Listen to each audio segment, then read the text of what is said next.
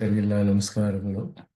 ಶ್ರೀನಿವಾಸೇತಿ ಶ್ರೇಷ್ಠದಯಾ ಪಾತ್ರಂ ಗುಣಾನ್ವಿತಃ ಕೌಶಿಕೋನಂತರಂಗಾರ್ಯಶ್ಚಿರಂ ವಿಜೇತಾಂ ಭುವಿ ನ್ಯಸ್ತಾತ್ಮೀಯಭರಂ ವರಪ್ರದಗುರಂ ವೈರಾಗ್ಯಭಾಗ್ಯೋ ರಥೋ ವೇದಾಂತಾಮೃತಸಾರವಂತಮನಘಾತ್ ಶ್ರೀನಿವಾಸಾದ್ಗುರೋಃ ಶ್ರೀಶೈಲಾನ್ವಯಕೌಸ್ತುಭस्य ತನಯಂ ಶ್ರೇಯೋನಿಧೇ ಶ್ರೀನಿಧೇಃ ವಂದೇ ಸಾಧುಕಟಾಕ್ಷಕೇಳಿನಿಲಯಂ ಶ್ರೀಕೃಷ್ಣಸದ್ದೇಶಿಕಂ ಶ್ರೀವಾಸರಂಗಪರಕಾಲಮುನಿತ್ರಯಾಪ್ತಲಕ್ಷ್ಮಾತ್ಮರಕ್ಷಣ ಇತಿ ತ್ವಯಿಗಾಗಮಾन्तम् आचार्यभक्तिपरिपूतमनर्घशीलं गोपालदेशिकमुनिं गुरुमाश्रयामः। नारायणाख्येतिराजपदाब्जभृङ्गश्रीवासयोगिगुरुनात्पितभारमीशे भक्त्यादिपूर्णवरदारिकृपात्तचिह्नं श्रीश्रीनिवासमुनिवर्यमहं प्रपद्ये। श्रीनारायणयोगीन्द्रवरदारिकृपाश्रयं रङ्गेशपादविनतं श्रीनिवासमुनिं भजे।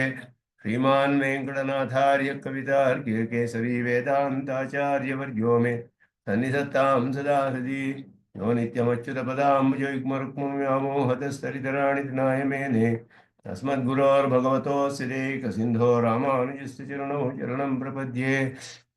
विगाहे आमुनं तीर्थं साधुवृन्दावने स्थितं निरस्तजिह्मगस्पर्शे यत्र कृष्णकृतादरः अनुज्झितक्षमायोगं पुण्यजनबाधकम् अस्पृष्टमदरागं तं रामं तुर्यमुपास्महे।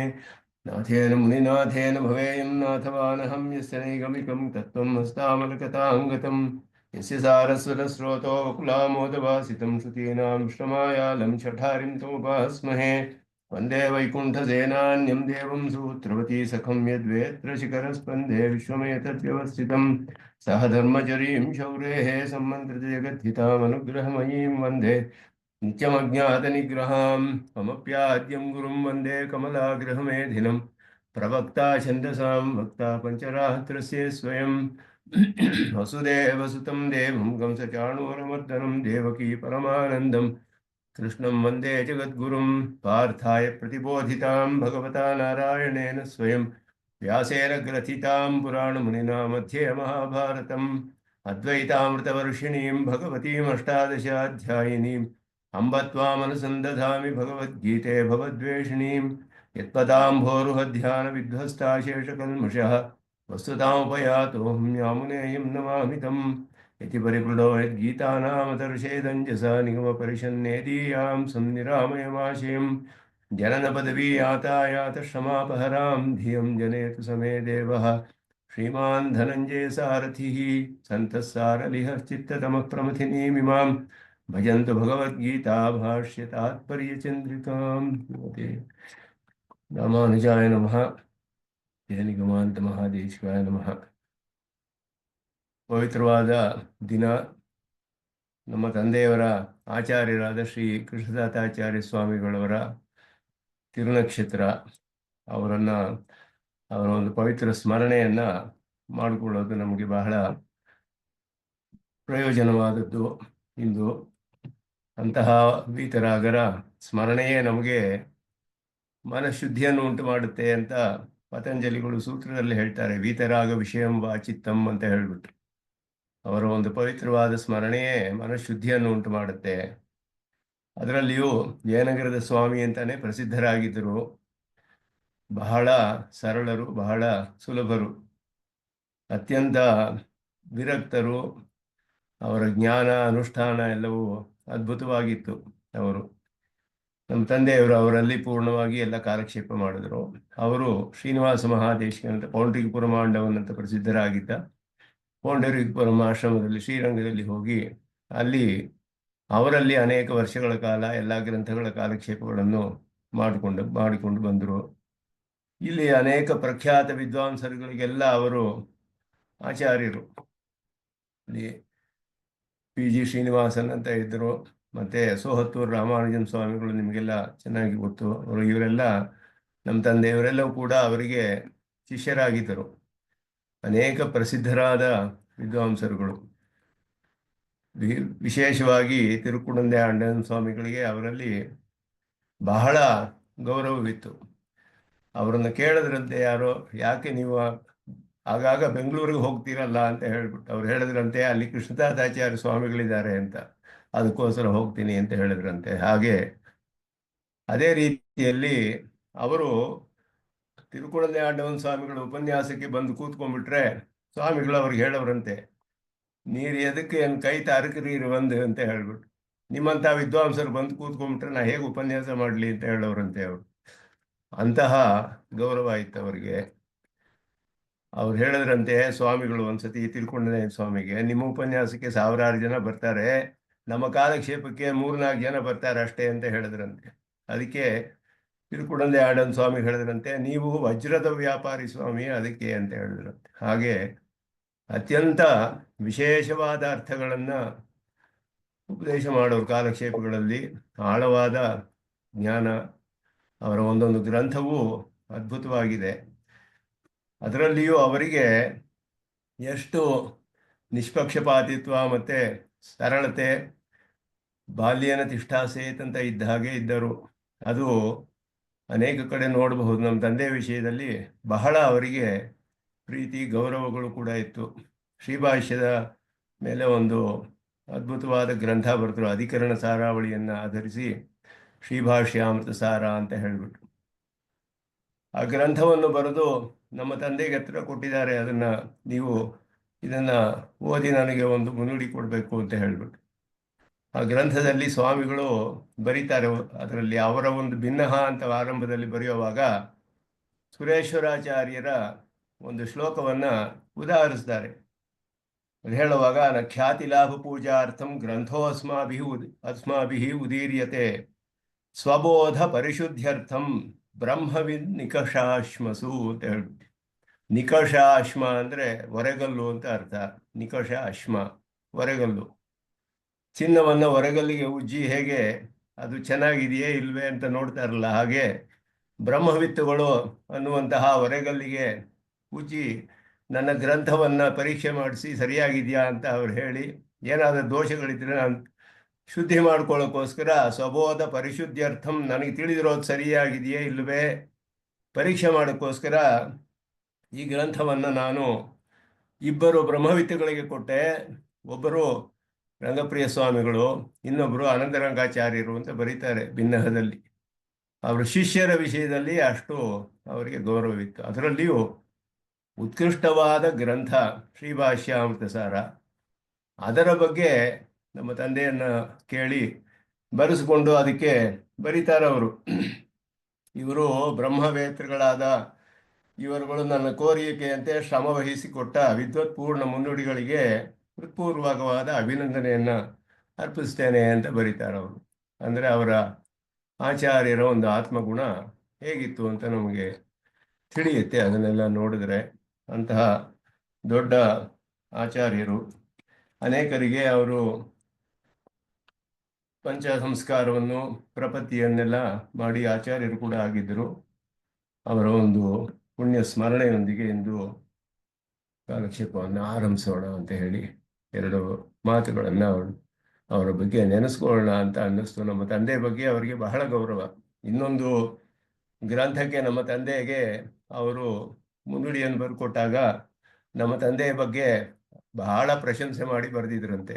ಅದನ್ನು ಕೊಟ್ಟು ನಮ್ಮ ತಂದೆಗೆ ಸರಿ ಇದೆಯಾ ನೋಡಿ ಅಂತ ಹೇಳಿ, ನಮ್ಮ ತಂದೆ ಬಹಳ ಸಂಕೋಚವಾಗಿ ಅದನ್ನೆಲ್ಲ ತೆಗೆದುಬಿಟ್ರು. ಆಗ ಅವ್ರಿಗೆ ತೋರಿಸಿದಾಗ ಕೇಳಿದ್ರಂತೆ, ನೀವು ಹೀಗೆ ಮಾಡೋದು ಸರಿಯೇ ಅಂತ ಕೇಳಿದ್ರಂತೆ ಆಚಾರ್ಯ ಸ್ವಾಮಿಗಳು. ನಮ್ಮ ತಂದೆ ಹೇಳಿದ್ರು, ಭಾಳ ಸಂಕೋಚ ಆಗುತ್ತೆ, ಅಷ್ಟೆಲ್ಲ ಬೇಡ ಅಂತ ಹೇಳಿಬಿಟ್ಟು ಸಂಗ್ರಹವಾಗಿ ಅದನ್ನು ಬರೆದುಕೊಡಿ ಅಂತ ಪ್ರಾರ್ಥಿಸಿದರು. ಇದೆಲ್ಲ ಅವರ ಒಂದು ಸದ್ಗುಣಗಳು. ಆಚಾರ್ಯರು ಶಿಷ್ಯರುಗಳೆಲ್ಲ ಹೇಗಿದ್ದರು ಅನ್ನೋದು ನಮಗೆ ತಿಳಿಯುತ್ತೆ.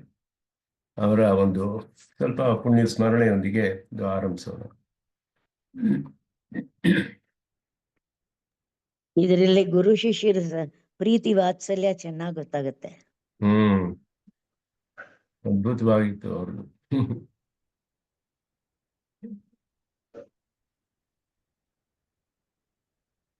ಗೀತಾ ಭಾಷ್ಯದ 2ನೇ ಅಧ್ಯಾಯದಲ್ಲಿ 19ನೇ ಶ್ಲೋಕವನ್ನು ನೋಡಿದ್ವಿ. ಏನಂ ವೇತ್ತಿ ಹಂತಾರಂ ಯಶ್ಚೈನಂ ಹನ್ಯತೆ ಹತಂ ಮನ್ಯತೆ ಹತಂ ಉಭೌತವನು ವಿಜಾನೀತೋ ನಾಯಂ ಹಂತಿ ನ ಹನ್ಯತೆ ಅಂತ ಹೇಳ್ಬಿಟ್ಟು ಇದರ ವ್ಯಾಖ್ಯಾನವನ್ನು ನೋಡಿದ್ವಿ ಸಂಗ್ರಹವಾಗಿ. ಏನಂ ಇಲ್ಲಿ ಈ ಅರ್ಥಗಳನ್ನು ಸ್ವಲ್ಪ ಬೇರೆ ವಿಧದಲ್ಲಿ ಭಾಷ್ಯಕಾರರು ಇಲ್ಲಿ ಮಾಡಿದ್ದಾರೆ. ಇದೇ ರೀತಿಯ ಮಂತ್ರ ಕಠೋಪನಿಷತ್ತಿನಲ್ಲಿ ಬರೋದಕ್ಕೆ ಶ್ರೀಭಾಷ್ಯದಲ್ಲಿ ಅಲ್ಲಿ ಕರ್ತೃತ್ವವನ್ನು ಇಟ್ಟುಕೊಂಡು ಅರ್ಥ ಮಾಡಿದ್ದಾರೆ. ಪೂರ್ವ ಪಕ್ಷ ಸಾಂಖ್ಯರು. ಅಲ್ಲಿ ಸಾಂಖ್ಯರು ಹೇಳಿದ್ರು ಆತ್ಮನಿಗೆ ಕರ್ತೃತ್ವವೇ ಇಲ್ಲ, ಪ್ರಕೃತಿಗೆ ಕರ್ತೃತ್ವ, ಪ್ರಕೃತಿ ಕರ್ತೃ, ಪ್ರಕೃತಿ ಭೋಕ್ತೃ ಅಂತ ಹೇಳ್ತಾರೆ ಅವರು. ಆದ್ದರಿಂದ ಕರ್ತೃತ್ವ ಇಲ್ಲ ಅಂತ ಕಠೋಪನಿಷತ್ತಿನಲ್ಲಿಯೇ ಹೇಳಿದೆ. ಯಾಕೆ ಅಂದ್ರೆ ಅವನು ಹನನ ಮಾಡೋದಿಲ್ಲ, ಏನು ಮಾಡೋದಿಲ್ಲ ಅಂತ ಹೇಳಿದ್ರೆ ಕರ್ತೃತ್ವ ನಿಷೇಧ ತಾನೇ ಮಾಡಿರೋದಲ್ಲಿ ಅಂತ ಪೂರ್ವ ಪಕ್ಷವನ್ನು ಹಾಕಿ, ಕರ್ತೃತ್ವ ಇದೆ, ಆದರೆ ಆತ್ಮನ ನಿತ್ಯನಾದ್ರಿಂದ ಅವನು ಸಂಹಾರ ಮಾಡೋಕ್ಕಾಗೋದಿಲ್ಲ ಅನ್ನೋ ಅರ್ಥದಲ್ಲಿ ಇಲ್ಲಿ ಪ್ರಯೋಗ ಮಾಡಿರೋದು ಅನ್ನೋದನ್ನ ಅಲ್ಲಿ ಹೇಳಿದ್ರು. ಇಲ್ಲಿ ಕರ್ತೃತ್ವವನ್ನು ಹೇಳದೆ ಹನನಕ್ಕೆ ಕಾರಣನಾದವನು ಅನ್ನೋ ಅರ್ಥದಲ್ಲಿ ಹೇಳಿದ್ದಾರೆ.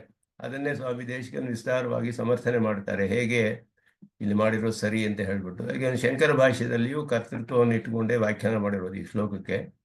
ಇಲ್ಲಿ ಭಾಷ್ಯಕಾರರು ಮಾಡುವಾಗ ಹನನ ಹೇತು ಅಂತ ಸಾಮಾನ್ಯವಾದ ಒಂದು ಆತ್ಮ ನಿತ್ಯತ್ವವನ್ನು ಸ್ಥಾಪನೆ ಮಾಡೋಕ್ಕೆ ಸಾಮಾನ್ಯವಾದ ವಿಷಯವನ್ನು ಹೇಳಿ, ಶ್ರೀಭಾಷ್ಯದಲ್ಲಿ ವಿಶೇಷವಾಗಿ ಆತ್ಮನಿಗೂ ಕೂಡ ಅದು ಮಾಡೋಕ್ಕೆ ಸಾಧ್ಯವಿಲ್ಲ, ತನಗೂ ಆತ್ಮನನ್ನು ನಾಶ ಮಾಡೋಕ್ಕಾಗೋದಿಲ್ಲ ಅರ್ಥದಲ್ಲಿ ಸಾಮಾನ್ಯವಾಗಿ ಯಾರೂ ನಾಶ ಮಾಡೋಕ್ಕಾಗಲ್ಲ, ತಾನು ಮಾಡೋಕ್ಕಾಗೋದಿಲ್ಲ ಅನ್ನೋ ಅರ್ಥಂತಹ ತಾನು ಮಾಡೋಕ್ಕಾಗೋದಿಲ್ಲ ಅನ್ನೋದನ್ನು ಹೇಳಿ ಅದು ಕರ್ತೃತ್ವವಿಲ್ಲ ಅನ್ನೋದನ್ನು ತಿಳಿಸೋದಿಲ್ಲ. ಆದರೆ ಆತ್ಮ ನಿತ್ಯನಾದ್ದರಿಂದ ಅವನಿಗೆ ನಾಶವಿಲ್ಲ ಅನ್ನುವ ಅರ್ಥದಿಂದ ಹಾಗೆ ಹೇಳಿದೆ ಅನ್ನೋದನ್ನ ಸ್ಥಾಪನೆ ಮಾಡುದು. ಇಲ್ಲಿ ಸಾಮಾನ್ಯವಾಗಿ ಯಾವ ಕಾರಣದಿಂದಲೂ ಆತ್ಮನನ್ನು ನಾಶ ಮಾಡೋಕ್ಕಾಗೋದಿಲ್ಲ, ತಾನು ಕೂಡ ಕಾರಣವಾಗೋದಿಲ್ಲ, ಆ ರೀತಿಯಾಗಿ ಅರ್ಥ ಮಾಡಿದ್ದಾರೆ ಇಲ್ಲಿ.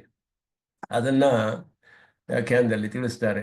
ಆದ್ದರಿಂದ ಇಲ್ಲಿ ಏನಂ ವೇತ್ತಿ ಹಂತಾರಂ ಅಂದಾಗ ಕರ್ತಾರಂ ವೇತ್ತಿ ಅಂತ ಹೇಳಲಿಲ್ಲ.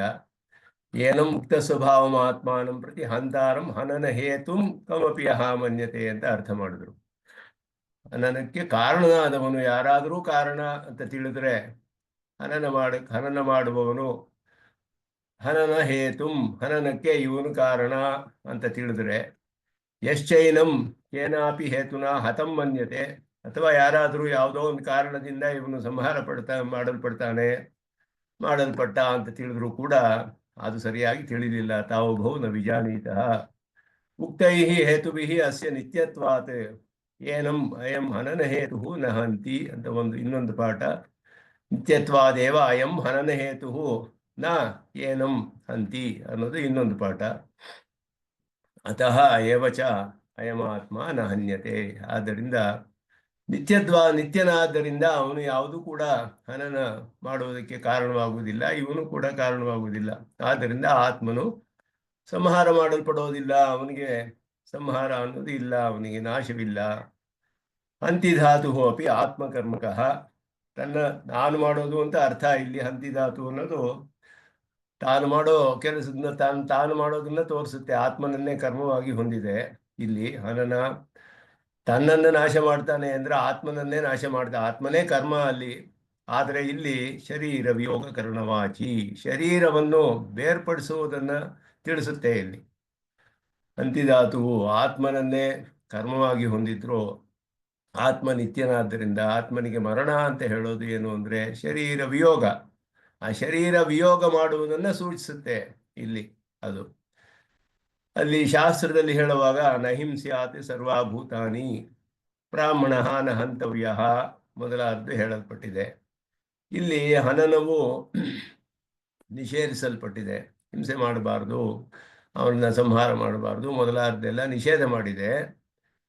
ಆದರೆ ಕೆಲವು ಕಡೆ ಅದನ್ನು ಕೂಡ ವಿಹಿತವಾಗಿದೆ ಶಾಸ್ತ್ರದಲ್ಲಿ. ಯಜ್ಞದಲ್ಲಿ ಅಗ್ನಿಶೋಮೀಯಂ ಪಶು ಮಾಲಭೇತ ಅಂತ ಹೇಳುವಾಗ ಅಲ್ಲಿ ಪಶು ಮಾರಣವನ್ನ ವಿಹಿತವಾಗಿದೆ, ಅದು ವೇದದಲ್ಲಿ ವಿಧಿಸಲ್ಪಟ್ಟಿದೆ. ಆದ್ದರಿಂದ ಇಲ್ಲಿ ಹೇಳ್ತಿರೋದು ಶಾಸ್ತ್ರಗಳು ಏನು ಹೇಳ್ತಿದೆ ಅಂದ್ರೆ ಅವಿಹಿತ ಶರೀರ ವಿಯೋಗ ಕರಣ ವಿಷಯಾಣಿ. ವಿಹಿತವಾದ ಶರೀರ ವಿಯೋಗ ಕರಣ, ಶರೀರವನ್ನು ವಿಯೋಗ ಮಾಡುವುದು ಅಂತ ಅರ್ಥ. ಶರೀರ ವಿಯೋಗ ಕರಣ ಅಂದ್ರೆ ಶರೀರವನ್ನು ಬೇರ್ಪಡಿಸೋದು. ಆ ಬೇರ್ಪಡಿಸುವುದಕ್ಕೆ ವಿಹಿತವಾದದ್ದು ಯಜ್ಞಗಳಲ್ಲಿ ಹೇಳಿದೆ, ವಿಹಿತವಲ್ಲದ್ದು ಅಂದ್ರೆ ಇದು ವಿಹಿತವಲ್ಲ, ಇಲ್ಲಿ ಶರೀರ ವಿಯೋಗವು ಮಾಡಬಾರ್ದು ಅಂತ ಹೇಳಿದೆ ಶಾಸ್ತ್ರ, ಅದನ್ನ ನಿಷೇಧ ಮಾಡಿದೆ. ಆದ್ದರಿಂದ ಇಲ್ಲಿಯೂ ಕೂಡ ಶರೀರ ವಿಯೋಗ ಅದುವೇ ಇಲ್ಲಿ ಅರ್ಥ ಹೊರತು ಆತ್ಮನ ನಿತ್ಯನಾದ್ದರಿಂದ ಇಲ್ಲಿ ಆತ್ಮನನ್ನು ಕುರಿತದ್ದಲ್ಲ. ಇದೆಲ್ಲ ಶರೀರ ವಿಯೋಗ ಕರಣವನ್ನೇ ತಿಳಿಸುವಂತಹದ್ದು ಅಂತ ತಿಳಿಸ್ತಾರೆ ಇಲ್ಲಿ. ಅದನ್ನು ವಿವರಿಸ್ತಾರೆ ಇಲ್ಲಿ. ಅವಿನಾಶಿತು ನೈನಂ ಚಿಂದಂತಿ ಇತಿ ಪ್ರಪಂಚೈಷ್ಯಮಾಣಂ ಶಸ್ತ್ರಾದೀನಾಂ ಆತ್ಮನಶ್ಚ ಹಂತೃತ್ವ ಹಂತವ್ಯತ್ವ ಅಯೋಗ್ಯತ್ವಂ ತದ್ವಿಪರ್ಯಯ ವೇದಿ ನಿಂದಯ ದೃಢಯತಿ. ನೈನಂ ಚಿಂದಂತಿ ಶಸ್ತ್ರಾಣಿ ನೈನಂ ದಹತಿ ಪಾವಕಃ ಅಂತ ಮುಂದೆ ಬರುತ್ತೆ. ಅವಿನಾಶಿತು ತದ್ವಿಧಿ ಮೊದಲಾದ ಶ್ಲೋಕದಲ್ಲಿಯೂ, ಇಲ್ಲಿ ಮುಂದೆ ನೈನಂ ಚಿಂದಂತಿ ಶಸ್ತ್ರಾಣಿ ನೈನಂ ದಹತಿ ಪಾವಕಃ ಅಂತ ಅಲ್ಲಿ ವಿಸ್ತಾರವಾಗಿ ಹೇಳಲ್ಪಡುವ ಶಸ್ತ್ರವೇ ಮೊದಲಾದವುಗಳಿಂದ ಅಷ್ಟೇ ಅಲ್ಲದೆ ಆತ್ಮನಶ್ಚ ತನ್ನಿಂದಲೂ ಕೂಡ ಹಂತೃತ್ವ ಹಂತವ್ಯತ್ವ ಅಯೋಗ್ಯತ್ವಂ, ಒಬ್ಬ ಹನನ ಮಾಡುವುದಾಗ್ಲಿ ಹನನ ಮಾಡಲ್ಪಡುವುದಾಗ್ಲಿ ಅದಕ್ಕೆ ಯೋಗ್ಯತೆಯೇ ಇಲ್ಲ ಅಂತ ಅರ್ಥ. ಅದಕ್ಕೆ ವಿರುದ್ಧವಾಗಿ ಹನನ ಮಾಡ್ತೀನಿ ಅಂತ ತಿಳಿಯೋವನ ನಿಂದೆಯನ್ನು, ಹನನ ಮಾಡಲ್ಪಡ್ತಾನೆ ಅಂತ ತಿಳಿಯೋವನ ನಿಂದೆಯನ್ನು ಮಾಡಿ ಅದರ ಮೂಲಕ ಇಲ್ಲಿ ತಿಳಿಸಿದೆ. ಆದ್ದರಿಂದ ಹನನ ಮಾಡುವುದು ಅಥವಾ ಹನನ ಮಾಡ್ತೀನಿ ಅಥವಾ ಮಾಡಲ್ಪಡ್ತಾನೆ ಅಂತ ತಿಳಿಯೋದು ಸರಿ ಇಲ್ಲ ಅನ್ನೋದನ್ನ ಅದನ್ನು ನಿಂದೆ ಮಾಡಿ ಅದರ ಮೂಲಕ ಶಸ್ತ್ರವೇ ಮೊದಲಾದ ಯಾವುದರಿಂದಲೂ ಇವನಿಗೆ ಸಂಹಾರ ಮಾಡೋಕ್ಕಾಗೋದಿಲ್ಲ, ಆತ್ಮ ನಿತ್ಯನಾದ್ದರಿಂದ ಅನ್ನೋ ಅರ್ಥವನ್ನ ಇಲ್ಲಿ ಇನ್ನೊಂದು ರೀತಿಯಲ್ಲಿ ಹಾಗೆ ತಿಳಿಸಿದೆ ಅಂತ ಹೇಳ್ತಾರೆ. ಸಾಮಾನಾಧಿಕರಣ್ಯ ಭ್ರಮ ನಿರಾಸಾಯ ಉಕ್ತಂ, ಇಲ್ಲಿ ಸಾಮಾನಾಧಿಕರಣ್ಯವಾದ ಅರ್ಥ ಮಾಡಿಲ್ಲ, ಇಲ್ಲಿ ಹಾಗೆಯೂ ಅರ್ಥ ಮಾಡ್ಬೋದು, ಆದರೆ ಇಲ್ಲಿ ಹಾಗೆ ಮಾಡಿಲ್ಲ. ಆದ್ದರಿಂದ ಏನಂ ಹಂತಾರಂ ಅನ್ನುವಾಗ ಏನಮ್ಮ ಆತ್ಮಾನಂ ಪ್ರತಿ ಹಂತಾರಂ ಅಂತ ಅರ್ಥ ಮಾಡಿದ್ರು. ಅದಕ್ಕೆ ಸ್ವಲ್ಪ ವ್ಯಾಕರಣ ವಿಶೇಷವನ್ನು ಹೇಳ್ತಾರೆ, ಹೀಗೆ ಮಾಡೋದಕ್ಕೆ ಏನು ಕಾರಣ ಅಂತ ಹೇಳ್ಬಿಟ್ಟು ಷಷ್ಠಿಯನ್ನು ನಿಷೇಧ ಮಾಡಿರೋದ್ರಿಂದ ಇಲ್ಲಿ ಹನನ ಹೇತುಂ ಅಂತ ಅರ್ಥ ಮಾಡಿದ್ರು. ಪ್ರತ್ಯಯಸ್ಯ ಹತ್ರ ಹೇತು ಮಾತ್ರ ವಿವಕ್ಷ, ಕಾರಣವನ್ನು ಮಾತ್ರ ತಿಳಿಸುತ್ತೆ ಇಲ್ಲಿ ಅಂತ ಹೇಳ್ತಾರೆ. ಇಲ್ಲಿ ಲೋಕ ವ್ಯಯ ನಿಷ್ಠಾ ಮೊದಲಾದಕ್ಕೆಲ್ಲ ಷಷ್ಠಿಯನ್ನು ನಿಷೇಧ ಮಾಡಿದೆ ಅನ್ನೋ ಸೂತ್ರವನ್ನೆಲ್ಲ ಹೇಳ್ತಾರೆ. ಈ ರೀತಿ ಅರ್ಥ ಮಾಡೋದು. ಮುಂದೆ ಅಲ್ಲಿ ಶಾರೀರಿಕ ಶಾಸ್ತ್ರದಲ್ಲಿ ಸಾಮಾನಾಧಿಕರಣವನ್ನು ಹೇಳ್ತಾರೆ, ಅದು ಹೇಳ್ಬೋದು. ಆದರೆ ಇಲ್ಲಿ ಈ ರೀತಿ ಅರ್ಥ ಮಾಡಿದ್ದು ಸಾಮಾನ್ಯವಾಗಿ ಯಾವ ಕಾರಣದಿಂದಲೂ ಆತ್ಮನು ಸಂಹಾರ ಮಾಡಲ್ಪಡೋದಿಲ್ಲ ಅನ್ನೋದನ್ನು ತಿಳಿಸೋದಕ್ಕೆ ಇಲ್ಲಿ ಉದ್ದೇಶ. ಶಾರೀರಿಕ ಶಾಸ್ತ್ರದಲ್ಲಿ ವಿಶೇಷವಾಗಿ ತಾನೂ ಕೂಡ ಮಾಡೋಕ್ಕಾಗೋದಿಲ್ಲ ಅನ್ನೋದನ್ನ ಅಲ್ಲಿ ತಿಳಿಸಿದೆ. ಅಂದರೆ ಸಾಮಾನ್ಯ ವಿಶೇಷ ವಿಷಯಗಳು ಈ ರೀತಿ ಬೇರೆ ಬೇರೆ ರೀತಿಯಲ್ಲಿ ಹೇಳಲ್ಪಟ್ಟಿದೆ ಅಷ್ಟೇ ಅನ್ನೋದು. ನ ಕಶ್ಚಿತ್ ಕರ್ತುಮರ್ಹತಿ ಇತಿ ಪೂರ್ವೋಕ್ತವತ್ ಪದಾರ್ಥ ವಿವಕ್ಷೆಯ ಪುಲ್ಲಿಂಗತು ಪತಿ ಕಮಪಿ ಛೇದನಾದಿ ಹೇತುಷು ಕಶ್ಚಿದಪಿ, ಛೇದನಕ್ಕೆ ಕಾರಣವಾದ ಯಾವುದೂ ಕೂಡ ಅಂತ ಅರ್ಥ. ಕಶ್ಚಿತ್ ಪುಲ್ಲಿಂಗವಾದ್ದರಿಂದ ಇಲ್ಲಿಯೂ ಹಂಗೆ ಬಂದಿದೆ ಅಂತ ಹೇಳಿದ್ರು. ನಾನು ಅಂತ ಇದಕ್ಕೆ ಪೂರ್ವ ಪಕ್ಷ ಇಲ್ಲಿ ಒಂದು ಆಕ್ಷೇಪವನ್ನು ಸಂದೇಹವನ್ನು ಹಾಕ್ತಾರೆ. ಶಾರೀರಿಕ ಶಾಸ್ತ್ರದಲ್ಲಿ ಹೀಗೆ ಹೇಳಿದೆಯಲ್ಲ ಬ್ರಹ್ಮಸೂತ್ರದ ವ್ಯಾಖ್ಯಾನದಲ್ಲಿ, ಹಂತಾಚೇನ್ಮನ್ಯತೆ ಹಂತಂ ಹತಶ್ಚೇನ್ಮನ್ಯತೆ ಹತಂ ಉಭೌತವನ ವಿಜಾನೀತೋ ನಾಯಂ ಹಂತಿ ನಾನ್ಯತೆ. ಕಠೋಪನಿಷತ್ತಿನ ಈ ಮಂತ್ರವನ್ನು ತೆಗೆದು ಕಠವಲ್ಲಿ ವಾಕ್ಯಸ್ಯ ಉಪಬ್ರಹ್ಮಣ ರೂಪ ಅಯಂ ಶ್ಲೋಕ, ಅದನ್ನೇ ಈ ಭಗವದ್ಗೀತೆಯು ಮಹಾಭಾರತದಲ್ಲಿ ಬಂದೋದ್ರಿಂದ ವೇದಕ್ಕೆ ಉಪಬ್ರಹ್ಮಣ ಇದು, ಅದು ಮೂಲವಾದದ್ದು ಕಠೋಪನಿಷತ್ತು. ಕಠೋಪನಿಷತ್ತಿನ ವಾಕ್ಯಕ್ಕೆ ಇದು ಉಪಬ್ರಹ್ಮಣವಾಗಿದೆ, ಅದನ್ನೇ ವಿವರಿಸುತ್ತೆ ಇದು. ಆದ್ದರಿಂದ ಮೂಲದಲ್ಲಿ ಹೇಳಿರುವ ಅರ್ಥವು ವಿವರಣೆಯು ಒಂದೇ ರೀತಿಯಾಗಿರ್ಬೇಕಲ್ಲ, ಇಲ್ಲಿ ಯಾಕೆ ಬೇರೆ ರೀತಿಯಲ್ಲಿ ಇಲ್ಲಿ ಹೇಳಿದ್ದಾರೆ ಅಂತ ನಿರ್ವಾಹ ಮಾಡಿರೋದು ಭಾಷಿಕಾರರು ಅಂತ ಇಲ್ಲಿ ಒಂದು ಸಂದೇಹವನ್ನು ತೆಗೀತಾರೆ. ಇಲ್ಲಿ ತಸ್ಯ ಚ ವಾಕ್ಯಸ್ಯ ಆತ್ಮನಃ ಹಂತೃತ್ವ ಹಂತವ್ಯತ್ಯ ನಿಷೇಧಾರ್ಥತ್ವಂ ಕರ್ತಾಶಾಸ್ತ್ರಾತ್ವತ್ವಾದಿತ್ಯ ಭಾಷೆಯೇ ಪೂರ್ವಪಕ್ಷಿಣ ಉಕ್ತಂ. ಅಲ್ಲಿ ಆತ್ಮನಿಗೆ ಕರ್ತೃತ್ವ ಇದೆಯೇ ಇಲ್ಲವೇ ಅನ್ನೋದು ಮೂಲಭೂತವಾದ ಪ್ರಶ್ನೆ. ಸಾಂಖ್ಯರು ಕರ್ತೃತ್ವವೇ ಇಲ್ಲ ಅಂತ ಹೇಳಿದ್ರು, ಆತ್ಮನಿಗೆ ಕರ್ತೃತ್ವ ಇಲ್ಲ, ಅದ್ವೈತಲ್ಲಿಯೂ ಕರ್ತೃತ್ವವಿಲ್ಲ. ಇದೆಲ್ಲ ಇಲ್ಲ ಅಂತ ಹೇಳಿದ್ರೆ, ಕರ್ತೃತ್ವವೇ ಇಲ್ಲ ಅಂದ್ರೆ ಪ್ರಕೃತಿಯೇ ಕರ್ತೃತ್ವ, ಪ್ರಕೃತಿಯೇ ಎಲ್ಲವೂ ಅಂತ ಹೇಳಿದ್ರೆ, ಇವನು ಪ್ರಕೃತಿ ಅಲ್ಲದೆ ತನ್ನನ್ನೇ ಕರ್ತ ಅಂತ ತಿಳಿಸ್ಕೊಂಡ್ರೆ ಅವನು ಅಹಂಕಾರ ವಿಮೂಢಾತ್ಮ ಕರ್ತ ಮಿತಿ ಮನ್ಯತೆ ಅಂತ ಇಲ್ಲಿಯೂ ಬರುತ್ತೆ ಒಂದು ಶ್ಲೋಕದಲ್ಲಿ ಮುಂದೆ, ನಾನೇ ಕರ್ತ ಅಂತ ತಿಳಿತಾನಲ್ಲ. ಇದೆಲ್ಲ ಅಲ್ಲಿ ಉದಾಹರಿಸ್ತಾರೆ. ಕರ್ತೃತ್ವವೇ ಇಲ್ಲ ಅನ್ನೋ ಪೂರ್ವ ಪಕ್ಷ ಹಾಕೊಂಡು ಕರ್ತೃತ್ವ ಇದೆ ಅನ್ನೋದನ್ನ ಸ್ಥಾಪಿಸಿದ್ರು ಅಲ್ಲಿ. ಸಿದ್ಧಾಂತೇಚ ಯದುಕ್ತಂ ಹಂತಾಚೇನ್ಮನ್ಯತೆ ಇತ್ಯಾದಿನ ಹನನ ಕ್ರಿಯಾಯಾಂ ಅಕರ್ತೃತ್ವಂ ಆತ್ಮನಃ ಶ್ರೂಯತೆ. ಇದು ಪೂರ್ವ ಪಕ್ಷ. ಆತ್ಮನಿಗೆ ಅಕರ್ತೃತ್ವವೇ ಹೇಳಲ್ಪಟ್ಟಿದೆ ಇಲ್ಲಿ. ಹಂತಾಚೇನ್ಮನ್ಯತೆ ನ ವಿಜಾನೀತಃ ಅಂತ ಹೇಳಿದ್ರೆ ಅವನಿಗೆ ಕರ್ತೃತ್ವವಿಲ್ಲದೆ ಇರೋವನಿಗೆ ಕರ್ತೃತ್ವ ಇದೆ ಅಂತ ಒಬ್ಬ ತಿಳಿದಿದ್ದಾನೆ ಭ್ರಮೆಯಿಂದ ಅಂತ ಸಾಂಖ್ಯರು ಹೇಳೋದನ್ನ ಅನುವಾದವನ್ನಾಗಿ ಹೇಳಿ ಅದನ್ನ ಅನುವದಿಸಿ ತದಾತ್ಮನಃ ನಿತ್ಯತ್ವೇನ ಹಂತವ್ಯತ್ವ ಅಭಾವಾತ್ ಉಚ್ಯತೆ ಇತಿ ಪರಿಹೃತಂ. ಯಾಕೆ ಹೇಳಿದ್ದಾರೆ ಹಾಗೆ ಅಂತ ಹೇಳಿದ್ರೆ, ಅಲ್ಲಿ ಅವನಿಗೆ ಕರ್ತೃತ್ವ ಇದ್ದೇ ಇದೆ, ಆದರೆ ಆತ್ಮನನ್ನ ನಿತ್ಯನಾದ್ದರಿಂದ ಅವನ ವಿಷಯದಲ್ಲಿ ಇವನಿಗೆ ಹನನ ಮಾಡುವುದು ಸಾಧ್ಯವಿಲ್ಲ. ಆದ್ದರಿಂದ ಹಾಗೆ ಹೇಳಿದೆಯೇ ಹೊತ್ತು ಕರ್ತೃತ್ವವೇ ಇಲ್ಲ ಅನ್ನೋದು ಅರ್ಥವಲ್ಲ. ಕರ್ತೃತ್ವವೇ ಇಲ್ಲ ಅಂದರೆ ಎಲ್ಲ ವಿರೋಧ ಬಂದ್ಬಿಡುತ್ತೆ ಎಲ್ಲ ಕಡೆ. ಯಾಕೆ ಅಂದರೆ ಅವನು ಶಾಸ್ತ್ರಾರ್ಥವತ್ವಾತ್, ಶಾಸ್ತ್ರಕ್ಕೆ ಪ್ರಯೋಜನವಿದೆ. ಶಾಸ್ತ್ರ ಎಲ್ಲ ಮಾಡಬೇಕು ಅಂತಲೇ ಹೇಳುತ್ತೆ. ವಿಧಿ ನಿಷೇಧವೆಲ್ಲ ಕರ್ತೃತ್ವವನ್ನಿಟ್ಟೆ ಮಾಡೋದು. ಇಲ್ಲದೆ ಹೋದರೆ ಯಾರಿಗೆ ಪ್ರಯೋಜನ ವಿಧಿ ನಿಷೇಧ ಯಾರಿಗೆ ಹೇಳ್ಬೇಕು? ಕರ್ತೃತ್ವವೇ ಇಲ್ಲ ಅಂದರೆ ಜ್ಯೋತಿಷ್ಠೋಮೇನ ಸ್ವರ್ಗಕಾಮೋ ಯಜೇತ ಯಜೇತ ಅನ್ನೋದು ಹೇಳಬೇಕಾದ್ರೆ ಅವನು ಯಾಗ ಮಾಡೋಕ್ಕೆ ಸಾಮರ್ಥ್ಯವಿರಬೇಕು. ಉಪಾಸೀತ ಅಂತ ಹೇಳಬೇಕಾದ್ರೆ ಸಾಮರ್ಥ್ಯವಿರಬೇಕು. ಕರ್ತೃತ್ವವೇ ಇಲ್ಲ ಅಂದರೆ ಶಾಸ್ತ್ರವೆಲ್ಲ ನಿಷ್ಪ್ರಯೋಜಕವಾಗಿಬಿಡುತ್ತೆ. ಆದ್ದರಿಂದ ಶಾಸ್ತ್ರಕ್ಕೆ ಪ್ರಯೋಜನ ಇರೋದ್ರಿಂದ ಶಾಸ್ತ್ರ ಅರ್ಥವತ್ವಾತ್ ಕರ್ತ ಅಂತ ಹೇಳಿದ್ರು. ಕರ್ತ, ಅವನ ಕರ್ತೃತ್ವ ಇದ್ದೇ ಇದೆ ಅವನಿಗೆ ಅನ್ನೋದನ್ನ ಸೂತ್ರಕಾರರು ಹೇಳಿದ್ರು. ಅಲ್ಲಿ ಪೂರ್ವ ಪಕ್ಷಿ ಕರ್ತೃತ್ವ ಇಲ್ಲ ಅಂತ ಹೇಳೋದನ್ನ ಹಾಕೊಂಡು ಸಾಂಖ್ಯರನ್ನ ಹಾಗೆ ಅಲ್ಲಿ ಸ್ಥಾಪನೆ ಮಾಡಿದ್ರು. ಇಲ್ಲಿ ಯಾಕೆ ಹೀಗೆ ಮಾಡಿದ್ದಾರೆ? ಕಥಂ ಅತ್ರ ಏನಂ ಹಂತಾರಂ ಇತ್ಯಾದಿನ ಸ್ವರಸ ಸಿದ್ಧ ಸಾಮಾನಾಧಿಕರಣ್ಯಾದಿ ಭಂಗೇನ ಅನನ ಹೇತು ಕಮಪಿ ಇತಿ ಅಧ್ಯಾಹೃತ್ಯ ವ್ಯಾಖ್ಯಾಯತೆ. ಇಲ್ಲಿ ಅನನ ಹೇತು ಕಮಪಿ ಅಂತ ಹೇಳಿ ಇದೆಲ್ಲ ಅಡಿಷನಲ್ ಆಗಿ ಅಧಿಕವಾದ ಶಬ್ದಗಳನ್ನು ಸೇರಿಸಿ ಇಲ್ಲಿ ವ್ಯಾಖ್ಯಾನ ಮಾಡಿದ್ದಾರೆ ಅಧ್ಯಾಹಾರ ಮಾಡಿಕೊಂಡು. ಇದು ಯಾಕೆ ಮಾಡಬೇಕು? ನ ತಾವದತ್ರ ಶಾರೀರಿಕ ಭಾಷ್ಯ ವಿರೋಧ ಐಕಾರ್ಥ್ಯಾತೆ. ಮೊದಲು ಭಾಷ್ಯಕಾರರಲ್ಲಿ ಹೇಳುವಲ್ಲಿ ವಿರೋಧವಿಲ್ಲ ಅಂತ ಸ್ವಾಮಿ ದೇಶಿಕನ್ ಸ್ಪಷ್ಟಪಡಿಸ್ತಾರೆ. ಎರಡಕ್ಕೂ ಒಂದೇ ಅರ್ಥ ಇರೋದು. ಅತ್ರ ಹಿ ಯಸ್ಯ ಕಸ್ಯಾಪಿ ಹೇತೋ ಆತ್ಮನನ್ನ ಹೇತುತ್ವ ನಾಸ್ತಿ ಇತಿ ಉಕ್ತಂ. ಯಾವ ಕಾರಣದಿಂದಲೂ ಆತ್ಮನನ್ನ ಹನನ ಮಾಡೋಕ್ಕೆ ಯಾವುದು ಕಾರಣವಾಗಕ್ಕೆ ಸಾಧ್ಯವಿಲ್ಲ. ತಥಾ ಸತಿ ಆತ್ಮನೋಪಿ ಆತ್ಮಹನನ ಹೇತುತ್ವ ನಾಸ್ತಿ. ಹಾಗಿರುವಾಗ ತನಗೂ ಕೂಡ ಅದಕ್ಕೆ ತಾನೂ ಕೂಡ ಕಾರಣವಾಗುವುದಿಲ್ಲ. ಯಾವುದೂ ಕಾರಣವಾಗದೇ ಇರುವಾಗ ತಾನೂ ಕಾರಣವಾಗುವುದಿಲ್ಲ. ಯಾವುದೂ ಕಾರಣವಾಗೋದಿಲ್ಲ ಅನ್ನೋದು ಸಾಮಾನ್ಯ ಜನರಲ್ ಸ್ಟೇಟ್ಮೆಂಟು. ತಾನೂ ಆಗೋದಿಲ್ಲ ಅನ್ನೋದು ಸ್ಪೆಸಿಫಿಕ್, ವಿಶೇಷವಾದದ್ದು. ಆ ವಿಶೇಷವಾದ ಅರ್ಥ ಶಾರೀರಿಕ ಭಾಷ್ಯದಲ್ಲಿ ಹೇಳಿದೆ, ಸಾಮಾನ್ಯವಾದ ಅರ್ಥ ಇಲ್ಲಿ ಹೇಳಿದೆ. ಅದನ್ನ ವಿರೋಧ ಇಲ್ಲ ಅಂತ ಹೇಳ್ತಿದ್ದಾರೆ. ಏವಂಚ ಅತ್ರ ಸಾಮಾನ್ಯ ಉಕ್ತಸ್ಯ ವಿಶೇಷನಿಷ್ಠತಾಂ ಅಭ್ಯುಪೇತ್ಯ ಉಕ್ತಂ ಶಾರೀರಕೆ. ಸಾಮಾನ್ಯವಾಗಿ ಇಲ್ಲಿ ಹೇಳಿರೋದು ವಿಶೇಷವಾಗಿ ಆತ್ಮನಲ್ಲಿ ಪರ್ಯವಸಾನ ಮಾಡಿ ಹೇಳಿರೋದು ಶಾರೀರಿಕ ಭಾಷ್ಯದಲ್ಲಿ.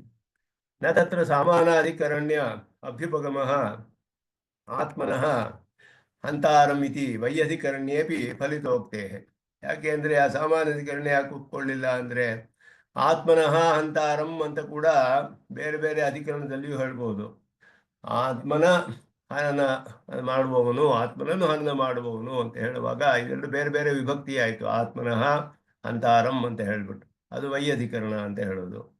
ತತ್ರ ಹಿ ಅಪೇಕ್ಷಿತ ಪದಾಂತರಸ್ಯ ಯೋಗ್ಯ ವಿಭಕ್ತ್ಯಂತತ ಅಧ್ಯಾಹಾರ ಅಂತತೆಯ ಅತ್ರ ತು ಸಾಮಾನಾಧಿಕರಣ್ಯಾದಪಿ ಕ್ರಿಯಾಕರ್ಮಣೋ ಆಕಾಂಕ್ಷಾದಿಮತೋ ಪರಸ್ಪರಾನ್ವಯೇವ ಸ್ವಾರಸಿಕಃ.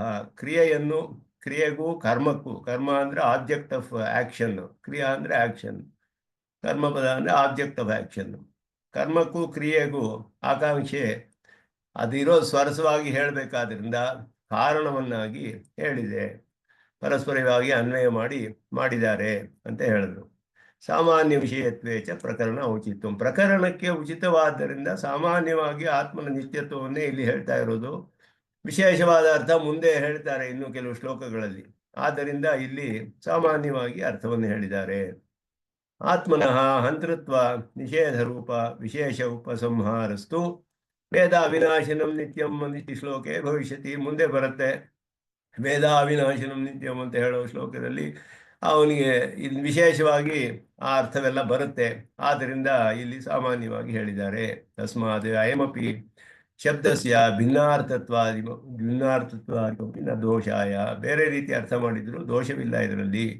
ಪ್ರತಿಜ್ಞಾಂತರತ್ವ ಭ್ರಮವಿಲಾಸಾಯ ಉಕ್ತೈಹಿ ಅಂತ ಬೇರೆ ಏನು ಪ್ರತಿಜ್ಞೆ ಇಲ್ಲಿ ಮಾಡ್ತಾ ಇಲ್ಲ. ಆದ್ದರಿಂದ ಉಕ್ತೈಹಿ ಹೇತುಭಿಹಿ ಅಂತ ಹೇಳಿದ್ರು. ಹೇಳಿದ ಕಾರಣಗಳಿಂದಲೇ ಹೊರತು ಇಲ್ಲಿ ಬೇರೆ ಹೊಸದಾಗಿ ಏನು ಪ್ರತಿಜ್ಞೆ ಮಾಡ್ತಾ ಇಲ್ಲ. ಅಸ್ಯ ನಿತ್ಯತ್ವಾದಿ ಕಾರ್ಯಶಕ್ತಮಪಿ ನಹಿ ತದಯೋಗ್ಯೆ ಪ್ರವರ್ತತೆ ಇತಿ ಭಾವ. ಅದನ್ನ ಹೇಳ್ತಾರೆ. ಅಸ್ಯ ನಿತ್ಯತ್ವಾತ್ ಹೇಳುವಾಗ ಉಕ್ತೈ ಹೇತುಭಿ ಅಸ್ಯ ನಿತ್ಯತ್ವಾದೇವ ಅಯಂ ನ ಹನನ ಹೇತು ಅಂತ ಹೇಳಿದ್ರು. ಅಸ್ಯ ನಿತ್ಯತ್ವಾದೇವ, ಹೇಳಿದ ಕಾರಣಗಳಿಂದಲೇ ಹೊರತು ಇವನಿಗೆ ಆ ಶಕ್ತಿ ಇಲ್ಲ ಅಂತ ಅರ್ಥವಲ್ಲ, ಕರ್ತೃತ್ವವೇ ಇಲ್ಲ ಅಂತ ಅರ್ಥವಲ್ಲ. ಅದು ಕಾರ್ಯಶಕ್ತಂ ಅಪಿ, ಕರ್ತೃತ್ವವಿದ್ದರೂ ಕೂಡ ಅದು ಅಯೋಗ್ಯೇನ ಪ್ರವರ್ತತೆ, ಅದು ಯೋಗ್ಯತೆ ಇಲ್ಲದೆ ಕಡೆ ಇವನು ಮಾಡೋಕ್ಕಾಗೋದಿಲ್ಲ, ನಿತ್ಯವಾದ್ದನ್ನ ಹರಣ ಮಾಡೋಕ್ಕಾಗೋದಿಲ್ಲ ಕರ್ತೃತ್ವ ಇದ್ರೂ ಕೂಡ.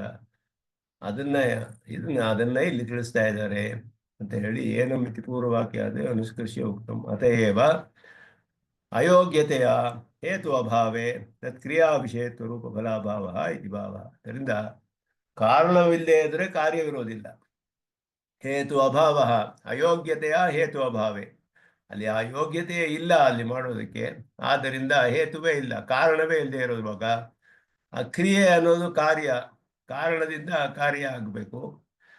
ಒಂದು ಒನಕೆಯನ್ನು ತಗೊಂಡು ಘಟವನ್ನು ಒಡಿಬೇಕು, ಆದ್ದರಿಂದ ಆ ಒಡೆಯೋದಕ್ಕೆ ಸಾಧ್ಯವಿಲ್ಲದೆ ಇರೋದ್ರಿಂದ ಅದು ಕಾರಣವೇ ಇಲ್ಲದೆ ಹೋದ್ರೆ ಯಾವುದರಿಂದಲೂ ಒಡೆಯಕ್ಕಾಗೋದಿಲ್ಲ ಅಂತ ಹೇಳಿದ್ರೆ ಕ್ರಿಯೆ ಆಗೋಕ್ಕೆ ಸಾಧ್ಯವಿಲ್ಲ. ಒಡೆಯೋದು ಅನ್ನೋ ಕ್ರಿಯೆನೇ ಆಗೋಗಿಲ್ಲ ಅಲ್ಲಿ, ಯಾಕೆಂದ್ರೆ ಒಡೆಯೋದು ಆ ಪದಾರ್ಥವಾಗಿ ನಿತ್ಯವಾದದ್ದು ಅನ್ನೋದು ಅರ್ಥ ಇಲ್ಲಿ. ಆದ್ದರಿಂದ ಕ್ರಿಯಾ ವಿಷಯತ್ವ ರೂಪ ಫಲ ಅಭಾವ. ಅಯಂ ಹನನ ಹೇತು ಅಯಂ ಆತ್ಮ ಇತಿ ಉಭಯತ್ರ ಅಯಂ ಶಬ್ದ ಪ್ರಯೋಗಾತ್ ತಂತ್ರೇಣ ಉಚ್ಚರಿತೋಯಂ ಶಬ್ದ ಹಂತಿ ಹನ್ಯತೆ ಇತ್ಯನಯೋ ವಿವಕ್ಷಾ ಭೇದಾತ್ ಕರ್ತಕರ್ಮ ಸಮರ್ಪಕ. ಎಲ್ಲ ಸ್ವಲ್ಪ ವಿಶೇಷವಾದ ಅರ್ಥ ಹೇಳ್ತಾರೆ ಇಲ್ಲಿ. ಅಯಂ ಹನನ ಹೇತು, ಅಯಂ ಆತ್ಮ ಅನ್ನುವಾಗ ಅಯಂ ಅಯಂ ಅಂತ ಎರಡು ಕಡೆನೂ ಅನ್ವಯಿಸಿದ್ರು ಅಯಂ ಶಬ್ದವನ್ನ. ಇದು ಪೂರ್ವಮೀಮಾಂಸೆಯಲ್ಲಿ 11ನೇ ಅಧ್ಯಾಯ, 12 ಅಧ್ಯಾಯಗಳಿದೆ ಪೂರ್ವಮೀಮಾಂಸಾ ಜೈಮಿನಿಯದು.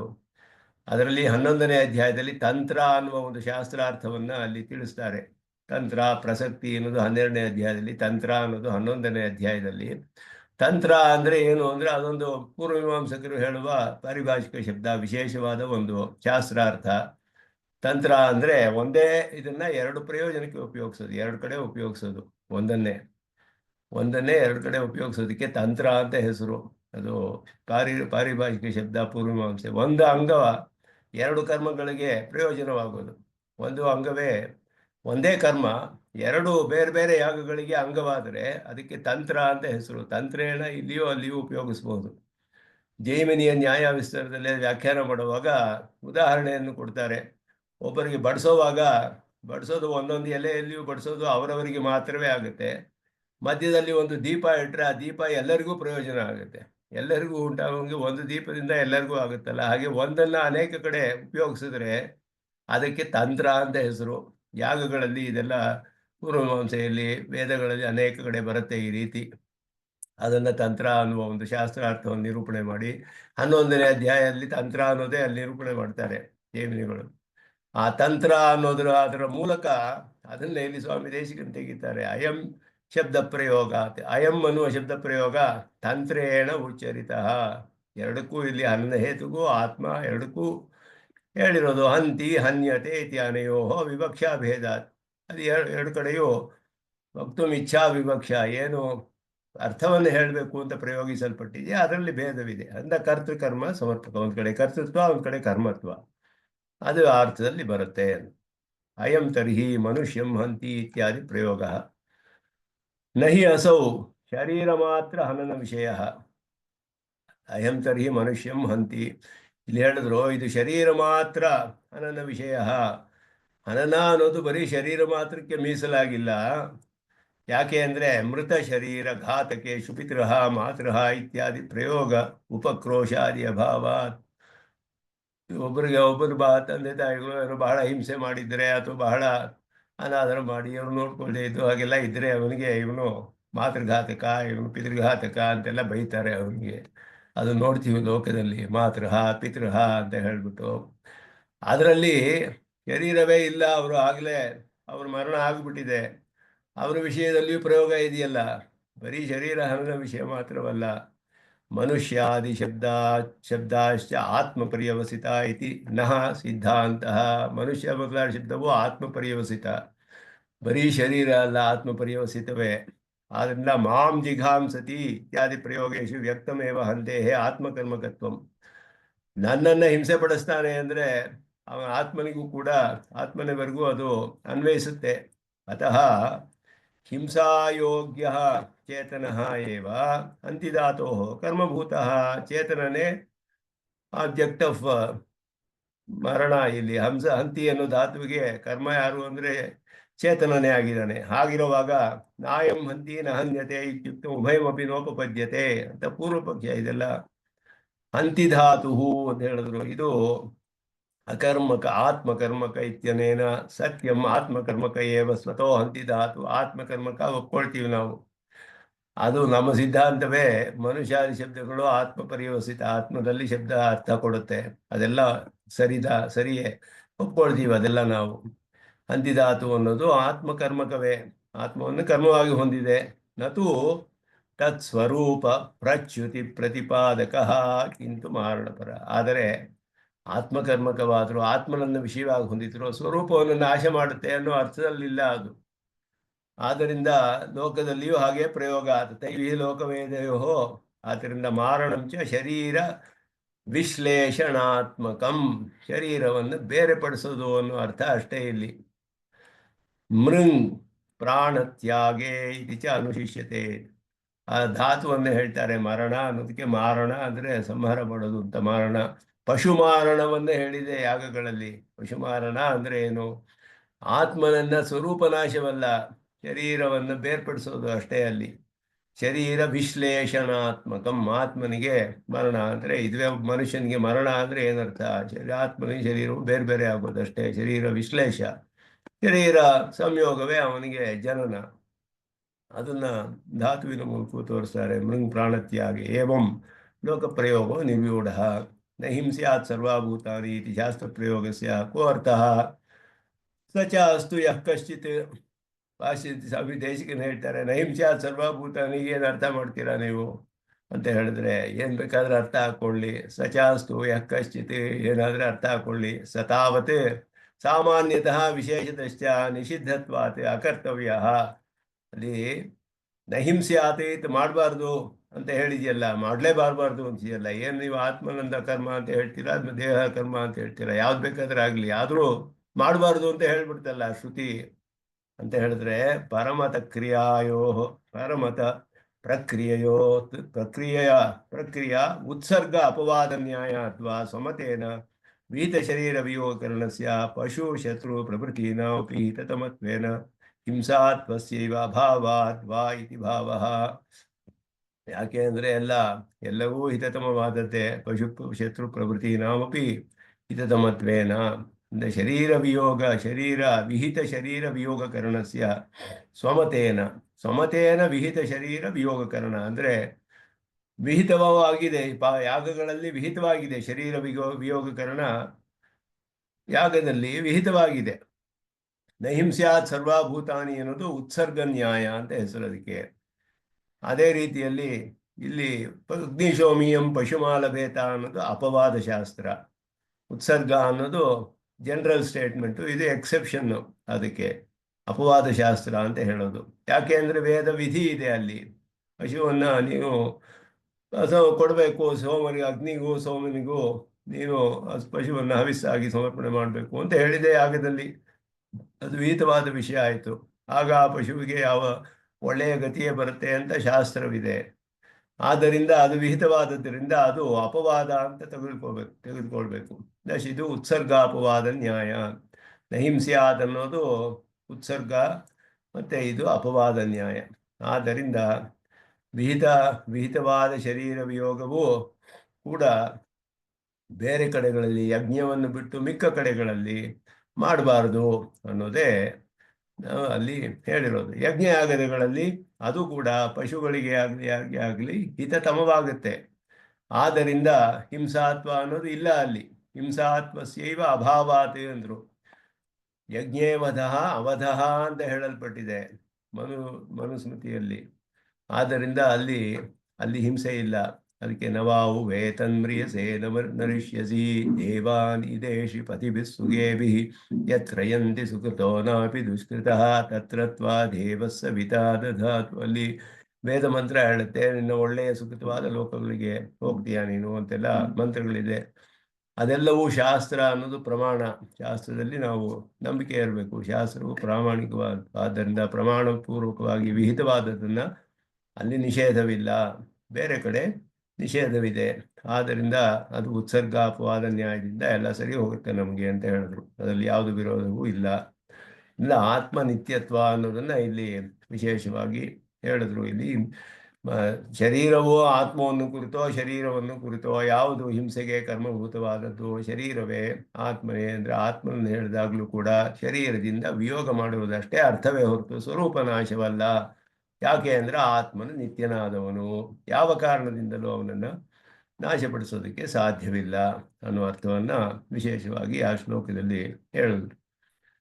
ನ ಜಾಯತೆ, ಮುಂದೆ ನ ಜಾಯತೆ ಮ್ರಿಯತೆ ವಾ ಕದಾಚಿತ್ ನಾಯಂ ಭೂತ್ವಾ ಭವಿತಾ ವಾ ನ ಭೂಯಃ ಅಜೋ ನಿತ್ಯ ಶಾಶ್ವತೋಯಂ ಪುರಾಣಃ ನ ಹನ್ಯತೆ ಹನ್ಯಮಾನೇ ಶರೀರೇ.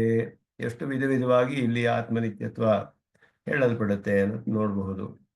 ನ ಜಾಯತೆ, ಮ್ರಿಯತೆ ಅಂದರೆ ಮರಣ ಹೊಂದುವುದಿಲ್ಲ ಅಂತ. ಕದಾಚಿತ್ ನಾಯಂ ಭೂತ್ವಾ ಭವಿತಾ ವಾ ನ ಭೂಯಃ, ಅಜಃ ನಿತ್ಯ ಶಾಶ್ವತಃ, ಹಿಂದೆ ಇದ್ದ ಮುಂದೆ ಉಂಟಾಗ್ತಾನೆ, ಮತ್ತೆ ಉಂಟಾಗ್ತಾನೆ, ಹಿಂದೆ ಇದ್ದ ಮತ್ತೆ ಉಂಟಾಗ್ತಾನೆ.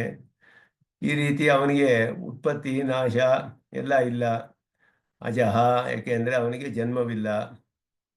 ನಿತ್ಯ ನಿತ್ಯನಾದವನು, ಆದ್ಯಂತರಹಿತನಾದವನು. ಶಾಶ್ವತಃ ಸ್ಥಿರನಾಗಿ ಇರುವಂತಹವನು. ಪುರಾಣ ಪುರಾಪಿ ನವಃ ಅಂದರು.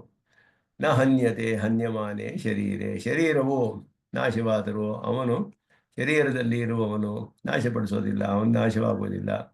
ಉಕ್ತೈರೇವ ಹೇತುಭಿಹಿ, ಮತ್ತೆ ಅದನ್ನೇ ಹೇಳ್ತಾರೆ, ಹೇಳಿದ ಕಾರಣಗಳಿಂದಲೇ. ನಿತ್ಯತ್ವೇನ ಅಪರಿಣಾಮಿತ್ವಾತ್, ಇಲ್ಲಿ ಪರಿಣಾಮಿತ್ವ ಅನ್ನೋದು ಇಲ್ಲ ಆತ್ಮನಿಗೆ ಅನ್ನೋದನ್ನ ವಿಶೇಷವಾಗಿ ತಿಳಿಸ್ತಾರೆ. ಆತ್ಮನಃ ಜರಣ ಮರಣಾತ್, ಜರಣ ಮರಣಾದಯ ಸರ್ವ ಏವ ಚೇತನ ದೇಹ ಧರ್ಮಾಃ ನ ಸಂತಿ ಇತಿ ಉಚ್ಯತೆ.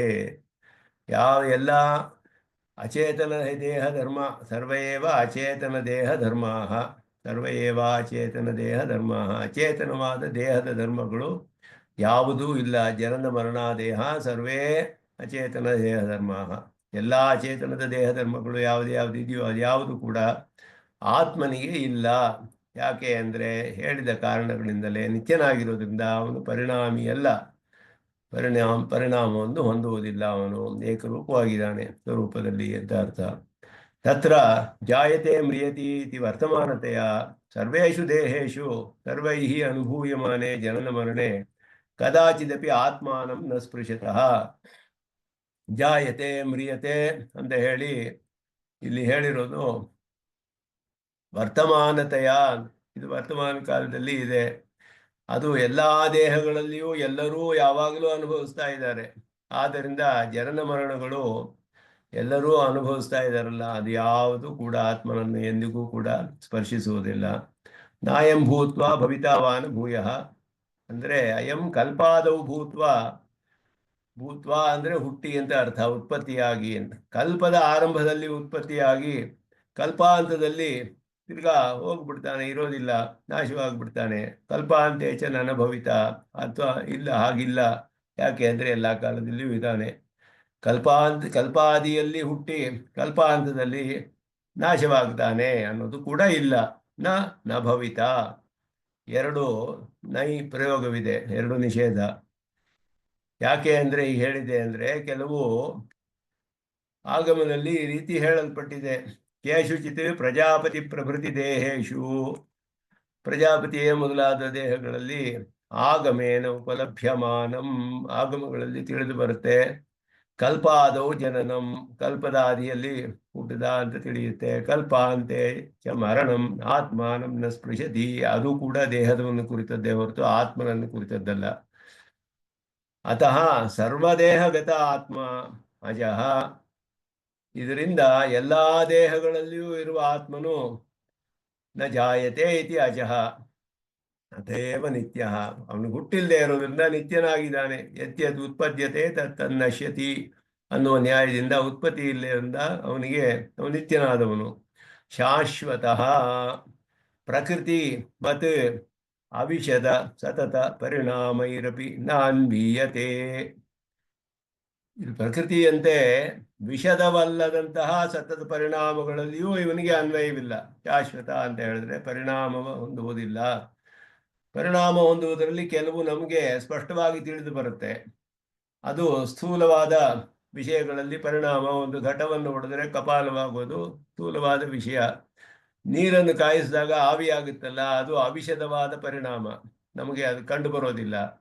ಆವಿಯಾಗೋದು, ನೀರೇ ಆವಿಯಾಗಿದೆ ಅಂತ ತಿಳಿಯೋದಿಲ್ಲ ನಮಗೆ, ಅದು ಆವಿ ಕಣ್ಣಿಗೆ ಕಾಣೋದಿಲ್ಲ. ಆದ್ದರಿಂದ ಅದು ಅವಿಷದವಾದ ಪರಿಣಾಮ. ಅದರಲ್ಲಿಯೂ ಕೂಡ ಇವನಿಗೆ ಅನ್ವಯವಿಲ್ಲ. ಪುರಾಣ ಪುರಾಪಿ ನವಃ ಸರ್ವದಾ ಅಪೂರ್ವವತ್ ಅನುಭಾವ್ಯ. ಅಪೂರ್ವವಾಗಿ ಅನುಭವಿಸಲ್ಪಡ್ತಾನೆ ಎಲ್ಲ ಕಾಲದಲ್ಲಿಯೂ ಅಂತ ಅರ್ಥ. ಅತಃ ಶರೀರೇ ಹನ್ಯಮಾನೇನ ಹನ್ಯತೆ ಅಯಮಾತ್ಮ. ಶರೀರವು ನಾಶವಾದರೂ ಆತ್ಮನಿಗೆ ನಾಶವಿಲ್ಲ. ಅತಃ ಅಥ ಮುಂದೆ ಈಗ ವಿಪಶ್ಚಿತ್ ಇತ್ಯಧೀತಸ್ಯ ಅತ್ರ ಕದಾಚಿತ್ ಇತಿ ಏಕಪದ ಮಾತ್ರ ವಿಶೇಷಿತಸ್ಯ. ಅಲ್ಲಿ ಅಲ್ಲಿ ಹೇಳುವಾಗ ವಿಪಶ್ಚಿತ್ ಅಂತ ಬಂತು, ಕದಾಚಿತ್ ಇತಿ ಏಕಪದ ಮಾತ್ರ ವಿಶೇಷಿತಸ್ಯ ನ ಜಾಯತೆ ಇತಿ ಕಠವಲಿ ಶ್ಲೋಕಸ್ಯ ಪೌನರುಕ್ತ್ಯ ಪ್ರತ್ಯಕ್ಷ ವಿರೋಧಾದಿ ದೋಷಮಾಶಂಕ್ಯ ಉಕ್ತೇರೇವ. ನ ಜಾಯತೆ ಮ್ರಿಯತೆ ವಾ ವಿಪಶ್ಚಿತ್ ಅಂತ ಅಲ್ಲಿ ಕಠೋಪನಿಷತ್ತಿನಲ್ಲಿ ವಿಪಶ್ಚಿತ್ ಅಂತ ಇದೆ. ಆದ್ದರಿಂದ ಕದಾಚಿತ್ ಅಂತ ಹೇಳಿದೆ. ನಾಯಂ ಭೂತ್ವ ಕದಾಚಿತ್ ಅಂತ ಹೇಳಿರುವಾಗ ಏಕಪದ ಮಾತ್ರ ವಿಶೇಷಿತಸ್ಯ ನ ಜಾಯತೆ ಇತಿ ಕಠವಲ್ಲಿ ಶ್ಲೋಕಸ್ಯ ಪೌನರುಕ್ತ್ಯ ಪ್ರತ್ಯಕ್ಷ ವಿರೋಧಾದಿ ದೋಷಂ. ಇದು ಪುನರುಕ್ತಿ ಆಯ್ತಲ್ಲ, ಯಾಕೆಂದರೆ ಪ್ರತ್ಯಕ್ಷಾದಿ ವಿರೋಧ ಬಂತು ಇಲ್ಲಿ. ಏಕಪದ ಮಾತ್ರ ವಿಶೇಷಿತಸ್ಯ ನ ಜಾಯತೆ. ಅವನಿಗೆ ವಿರೋಧ ಬಂದು ಕಠೋಪನಿಷತ್ತಿನ ಹೇಳ ಮಂತ್ರಕ್ಕೂ ಇಲ್ಲಿಗೂ ವಿರೋಧ ಬರ್ತಲ್ಲ. ಅಂದರೆ ಪ್ರತಿಜ್ಞಾ ಮಾತ್ರತ್ವ ಶಂಕಾ ಪರಾಸ್ತ ಅಂತ ಹೇಳಿದ್ರು. ಉಕ್ತೈರೇವ ಹೇತುಭಿ, ಹಿಂದೆ ಹೇಳಿದ ಕಾರಣಗಳಿಂದಲೇ ಅಂತ ಹೇಳಿದ್ರು. ನಿತ್ಯನಾದ್ದರಿಂದಲೇ, ನಿತ್ಯತ್ವೇನ ಅಪರಿಣಾಮಿತ್ವಾತ್ ಅಂತ ಹೇಳಿದ್ರು. ಅವಿನಾಶತ್ವೇನ ವಿಕಾರ ಮಾತ್ರ ಸ್ಯಾಪಿ ನಿರಸ್ತತ್ವಾತ್. ವಿಕಾರವೂ ಕೂಡ ಇಲ್ಲ ಅವನಿಗೆ, ಅವಿನಾಶಿ ಆದ್ದರಿಂದ. ಬರೀ ಅವಿನಾಶಿ ಆಗಿದ್ರೂ ವಿಕಾರ ಹೊಂದಬಹುದಲ್ಲ. ಸ್ವರೂಪದಲ್ಲಿ ಪರಿಣಾಮವಿದೆಯೇ ಅಂದರೆ ಪರಿಣಾಮವಿಲ್ಲ ಅವನಿಗೆ. ನಿತ್ಯವಾಗಿದ್ದರೂ ಕೂಡ ಅವಿನಾಶಿ ಆಗಿರಬಹುದು, ನಾಶವಾಗದೇ ಇದ್ರೂ ಪರಿಣಾಮ ಹೊಂದ್ತಾ ಇರಬಹುದು. ಪ್ರಕೃತಿ ಹಾಗೆಯೇ ಇರೋದು. ಪ್ರಕೃತಿ ಪೂರ್ಣವಾಗಿ ಸ್ವರೂಪ ನಾಶವಿಲ್ಲ ಪ್ರಕೃತಿಗೂ ಕೂಡ. ಅದು ಆದರೆ ಪರಿಣಾಮ ಹೊಂದುತ್ತಾ ಇರುತ್ತೆ. ಅವ್ಯಕ್ತ ಅನ್ನುವ ಒಂದು ಸೂಕ್ಷ್ಮವಾದ ಅವಸ್ಥೆಯಲ್ಲಿ ಪ್ರಳಯದಲ್ಲಿಯೂ ಇರುತ್ತೆ. ಅದು ಕೂಡ ನಿತ್ಯವಾದ ಪದಾರ್ಥ. ಮೂರು ತತ್ವಗಳು ನಿತ್ಯವೇ. ಚಿದಚಿದೀಶ್ವರರು ಮೂರರು ಕೂಡ. ಅದರಲ್ಲಿ ಅಚಿತ್ತಿನಲ್ಲಿ ಪ್ರಕೃತಿ ಅಂತ ಹೇಳೋದು ನಿತ್ಯವಾದ ಪದಾರ್ಥ. ಆದ್ದರಿಂದ ಪ್ರಕೃತಿ, ಕಾಲ, ಶುದ್ಧ ಸತ್ವ ಮೂರು ಕೂಡ ನಿತ್ಯವಾದ ಪದಾರ್ಥಗಳೇ. ಪ್ರಕೃತಿಯು ನಿತ್ಯವಾದದ್ದೇ, ಆದರೆ ನಿರಂತರವಾಗಿ ಪರಿಣಾಮ ಹೊಂದ್ತಾ ಇರುತ್ತೆ. ಅದು ಸತತವಾಗಿ ಸತತ ಪರಿಣಾಮ ಹೊಂದ್ತಾ ಇರುತ್ತೆ. ಕೆಲವು ವಿಷದವಾಗಿ ಪರಿಣಾಮ, ಕೆಲವು ಅವಿಷದವಾದ ಪರಿಣಾಮಗಳು ಹೀಗೆ ಹೊಂದ್ತಾ ಇರುತ್ತೆ. ಅವ್ಯಕ್ತವಾದ ಅವಸ್ಥೆಯಲ್ಲಿಯೇ ಅವ್ಯಕ್ತವು ಮೂಲ ಪ್ರಕೃತಿ ಹೋಗಿ ಮಹತ್ವ, ಅಹಂಕಾರ ಮೊದಲಾದದ್ದೆಲ್ಲ ಅವ್ಯಕ್ತವಾದದ್ದು ತಿಳಿಯೋದಿಲ್ಲ ನಮಗೆ. ಪಂಚೀಕರಣ ಆದಮೇಲೆ ಎಲ್ಲ ಕಂಡು ಬರುತ್ತೆ. ಆಕಾಶ, ವಾಯು ಮೊದಲ ಅಗ್ನಿ ಎಲ್ಲ ನಮಗೆ ಇಲ್ಲಿ ತಿಳಿದು ಬರುತ್ತೆ. ಇಲ್ಲಿಯೂ ಕೂಡ ಎಷ್ಟೋ ಅವಿಷದವಾದ ಪರಿಣಾಮಗಳು ಉಂಟಾಗ್ತಾ ಇದೆ. ಆ ರೀತಿ ಯಾವ ಪರಿಣಾಮವೂ ಆತ್ಮನಿಗೆ ಇಲ್ಲ ಅನ್ನೋದು ಇಲ್ಲಿ ಅಪರಿಣಾಮಿತ್ವಾತ್ ಅಂತ ಹೇಳಿದ್ರು. ತಥಾ ಹಿ ವಿನಾಶಃ ನಾಮ ಪೂರ್ವಾವಸ್ಥಾ ಪ್ರಹಾಣ ರೂಪ ನಾಮಾಂತರ ಭಜನಾರ್ಹ ಅವಸ್ಥಾಂತರ ಪತ್ತಿ. ಇದುವೇ ಸಿದ್ಧಾಂತದಲ್ಲಿ ವಿನಾಶ ಅಂದರೆ ಏನು? ಹಿಂದಿನ ಅವಸ್ಥೆಯು ಹೋಗಿ ಮುಂದಿನ ಅವಸ್ಥೆಗೆ ಬೇರೆ ಹೆಸರು ಬರುತ್ತೆ. ಪ್ರಹಾಣ ರೂಪ ನಾಮಾಂತರ ಭಜನ, ಇನ್ನೊಂದು ಹೆಸರು ನಾಮಾಂತರ ಭಜನ, ಇನ್ನೊಂದು ಹೆಸರಿಗೆ ಒಂದರನ್ನು ಹೊಂದುತ್ತಾನವನು. ಅಲ್ಲಿಗೆ ಅರ್ಹನಾಗುವಂತಹ ಒಂದು ಅವಸ್ಥೆ ಉಂಟಾಗುವುದೇ ವಿನಾಶ ಅಂತ ಹೆಸರು. ಘಟವು ಹೋಗಿ ಕಪಾಲವಾದರೆ ಘಟ ಅನ್ನುವ ಹೆಸರು ಹೋಯಿತು, ಘಟದ ಅವಸ್ಥೆ ಹೋಯಿತು, ಕಪಾಲಾವಸ್ಥೆ ಬಂತು, ಹೆಸರು ಕಪಾಲ ಅಂತ ಉಂಟಾಯಿತು. ಅದಕ್ಕೆ ಯಥಾ ಘಟಾದಿ ದ್ರವ್ಯಸ್ಯ ಕಪಾಲಾದಿ ಅವಸ್ಥಾ ತದ್ವತ್ ತದವಸ್ಥೋನ್ಮುಖ್ಯಂ ಚ ತಸ್ಯಾಹ ಅಪಕ್ಷಯ. ಈ ಅವಸ್ಥೆಯನ್ನು ಹೊಂದುವುದೇ ಅದಕ್ಕೆ ಅಪಕ್ಷಯ ಅಂತ ಹೇಳಲ್ಪಟ್ಟಿದೆ. ಅದುವೇ ಶ್ಲೋಕದಲ್ಲಿ ಹೇಳುವಾಗ ಅಪಕ್ಷಯ ವಿನಾಶಾಭ್ಯಾಂ ಪರಿಣಾಮರ್ಧಿ ಜನ್ಮಭಿಃ ವರ್ಜಿತಃ ಅಂತ ಹೇಳೋದು. ವಿಷ್ಣು ಪುರಾಣದಲ್ಲಿ ಅಪಕ್ಷಯ ವಿನಾಶಾಭ್ಯಾಂ ಪರಿಣಾಮ ವೃದ್ಧಿ ಜನ್ಮಭಿಃ ವರ್ಜಿತಃ. ಜನ್ಮದಿಂದ ಅಸ್ಥಿ ಜಾಯತೆ ಎರಡು ಸೇರಿದೆ. ಅಪಕ್ಷಯ ವಿನಾಶ, ಪರಿಣಾಮ ವೃದ್ಧಿ. ವೃದ್ಧಿ ಅಂದರೆ ಅದು ಹೆಚ್ಚಾಗೋದು. ಅಸ್ತಿ ಜಾಯತೆ, ಮತ್ತು ವರ್ಧತೆ, ವಿಪರಿಣಮತೆ, ಅಪಕ್ಷೀಯತೆ, ನಶ್ಯತಿ ಅನ್ನೋ 6 ವಿಧವಾದ ಷಡ್ಭಾವ ವಿಕಾರಗಳು. ಅದೆಲ್ಲವೂ ಕೂಡ ದೇಹಕ್ಕೆ ಇದೆ, ಅಚೇತನಕ್ಕೆ, ಇದಕ್ಕೆ ಇವನಿಗೆ ಇಲ್ಲ, ಆತ್ಮನಿಗೆ ಇಲ್ಲ. ಆದ್ದರಿಂದ ಅದರ ಅವಸ್ಥೆಯಲ್ಲಿ ಇರೋದೇ ಅಪಕ್ಷಯ ಅಂತ ಹೇಳಲ್ಪಟ್ಟಿದೆ. ಶೈವ ಕಪಾಲಾದಿ ಅವಸ್ಥಸ್ಯ ತಸ್ಯೈವ ದ್ರವ್ಯಸ್ಯ ಉತ್ಪತ್ತಿ. ಕಪಾಲ ಅನ್ನುವ ಒಂದು ಅವಸ್ಥೆಯು ಆ ದ್ರವ್ಯದ ಉತ್ಪತ್ತಿಯೂ ಆಗುತ್ತೆ. ಅಂದರೆ ಮಣ್ಣೇ ಅಲ್ಲಿ ಮೃತ್ತಿಕೇತ್ಯೇವ ಸತ್ಯಂ ಅಂತ ಹೇಳಿರೋದ್ರಿಂದ ಮಣ್ಣು ಅನ್ನೋದೇ ಪದಾರ್ಥ, ಆದರೆ ಅವಸ್ಥೆಗಳು ಬದಲಾಗುತ್ತೆ, ಹೆಸರು ಬದಲಾಗುತ್ತೆ. ಏವಂ ಪರಿಣಾಮ ವೃದ್ಧ್ಯಾಧಿಕಂ ಉದಾಹರಣೀಯಂ. ಪರಿಣಾಮ, ವೃದ್ಧಿ ಇದೆಲ್ಲ ಈ ರೀತಿಯಲ್ಲೇ ಉದಾಹರಣೆ ಕೊಡ್ಬೋದು. ವಕ್ಷ್ಯತಿ ಚ ಇಮಮರ್ಥಂ ಜಾತಸ್ಸಿ ಧ್ರುವೋ ಮೃತ್ಯು ಇತ್ಯತ್ರ. ಮುಂದೆ ಅದು ಬರುತ್ತೆ, ಜಾತಸ್ಸಿ ಧ್ರುವೋ ಮೃತ್ಯು. ಯಾವುದು ಉತ್ಪನ್ನವಾಗುತ್ತೋ ಅದು ನಾಶ ಹೊಂದಬೇಕು ಅಂತ ಅರ್ಥ ಇದಕ್ಕೆ. ಅತಃ ವಿನಾಶಿತ್ವ ನಿರಾಕರಣೇನ ಜನನಾಧಿಕಮಪಿ ಅರ್ಥತಃ ನಿರಸ್ತಂ. ನಾಶವಿಲ್ಲದೆ ಇರೋದ್ರಿಂದ ಜನನವೂ ಇಲ್ಲ ಅನ್ನೋದು ಅದರಲ್ಲಿಯೇ ನಮಗೆ ತಿಳಿದು ಬರುತ್ತೆ. ಸರ್ವ ಏವ ಇತಿ ಅಪೌನರುಕ್ತ್ಯಾರ್ಥ ಮುಕ್ತಂ. ಪುನರುಕ್ತಿ ಇಲ್ಲದೆ ಇರೋದ್ರಿಂದ ಇಲ್ಲಿ ಸರ್ವೇ ಏವ ಅಂತ ಹೇಳಿದ್ರು. ಸರ್ವೇ ಏವ ಅಚೇತನ ದೇಹಧರ್ಮ ನ ಸಂತಿ ಅಂತ ಹೇಳಿಬಿಟ್ಟು, ಏವಕಾರ ಅತ್ರ ಅಪಿಶಬ್ದ ಸಮಾನಾರ್ಥ. ನ ಕೇವಲಂ ಅಂತವ್ಯತ್ವ ಮಾತ್ರಮೇವ ನಾಸ್ತಿ ಅಪಿತು ಜನ್ಯತ್ವಾದಿ ಜನ್ಮತ್ಯಾದಿಕಮಪಿ ಅಪಿ ಅಪುನರುಕ್ತಿ ಇತಿ ಭಾವ. ಜನ್ಯತ್ವಾದಿಕಮಪಿ. ಆದ್ದರಿಂದ ನ ಕೇವಲಂ ಹಂತವ್ಯತ್ವ ಮಾತ್ರ ಅಪಿತು ಜನ್ಯತ್ವಾದಿಕಮಪಿ. ಜನ್ಯತ್ವ ಮೊದಲಾದುದು ಇಲ್ಲ ಅವನಿಗೆ, ಹಂತವ್ಯತ್ವ ಅಷ್ಟೇ ಅಲ್ಲ, ಅವನಿಗೆ ಜನ್ಯತ್ವವೂ ಇಲ್ಲ. ಆದ್ದರಿಂದ ಪುನರುಕ್ತಿ ಇಲ್ಲ ಇಲ್ಲಿ ಅಂತ ಹೇಳು. ದೇಹಧರ್ಮ ಇತಿ ಹನ್ಯಮಾನೆ ಶರೀರೆ ಇತಿ ಸೂಚಿತ ಜನನ ಮರಣಾದಿ ವ್ಯವಹಾರ ವಿಷಯ ಉಕ್ತ. ಇಲ್ಲಿ ಒಂದೊಂದು ಶ್ಲೋಕದಲ್ಲಿಯೂ ಅದೇ ಅರ್ಥಗಳು ಬರ್ತಾ ಇದೆಯಲ್ಲ, ಎಲ್ಲ ಪುನರುಕ್ತಿಯೇ ಅಂತ ಹೇಳ್ಬಿಟ್ಟು. ರಿಪಿಟೇಷನ್ ಆದರೆ ಶಾಸ್ತ್ರದಲ್ಲಿ ದೋಷ ಆಗುತ್ತೆ, ಪುನರುಕ್ತಿಯೇ ಹೇಳ್ತಾ ಇದ್ದಾರೆ. ಮತ್ತೆ ಮತ್ತೆ ಅದನ್ನೇ ಹೇಳೋದಿಲ್ಲ ಶಾಸ್ತ್ರ. ಆದರೆ ಬೇರೆ ಬೇರೆ ರೀತಿಯಲ್ಲಿ ಹೇಳಿರೋದು, ಬೇರೆ ಬೇರೆ ಕಾರಣಗಳಿಂದ ವಿಧವಾಗಿ ಅದನ್ನು ಪ್ರತಿಪಾದನೆ ಮಾಡಿರುವಂತಹದ್ದು. ಆದ್ದರಿಂದ ಪುನರುಕ್ತಿ ಇಲ್ಲ ಅಂತ ಇಲ್ಲಿ ತೋರಿಸ್ತಾ ಇದ್ದಾರೆ ಅದನ್ನು. ದೇಹಧರ್ಮ ಇತಿ ಹನ್ಯಮಾನೆ ಶರೀರೆ ಸೂಚಿತ ಜನನ ಮರಣಾದಿ ವ್ಯವಹಾರ ವಿಷಯ.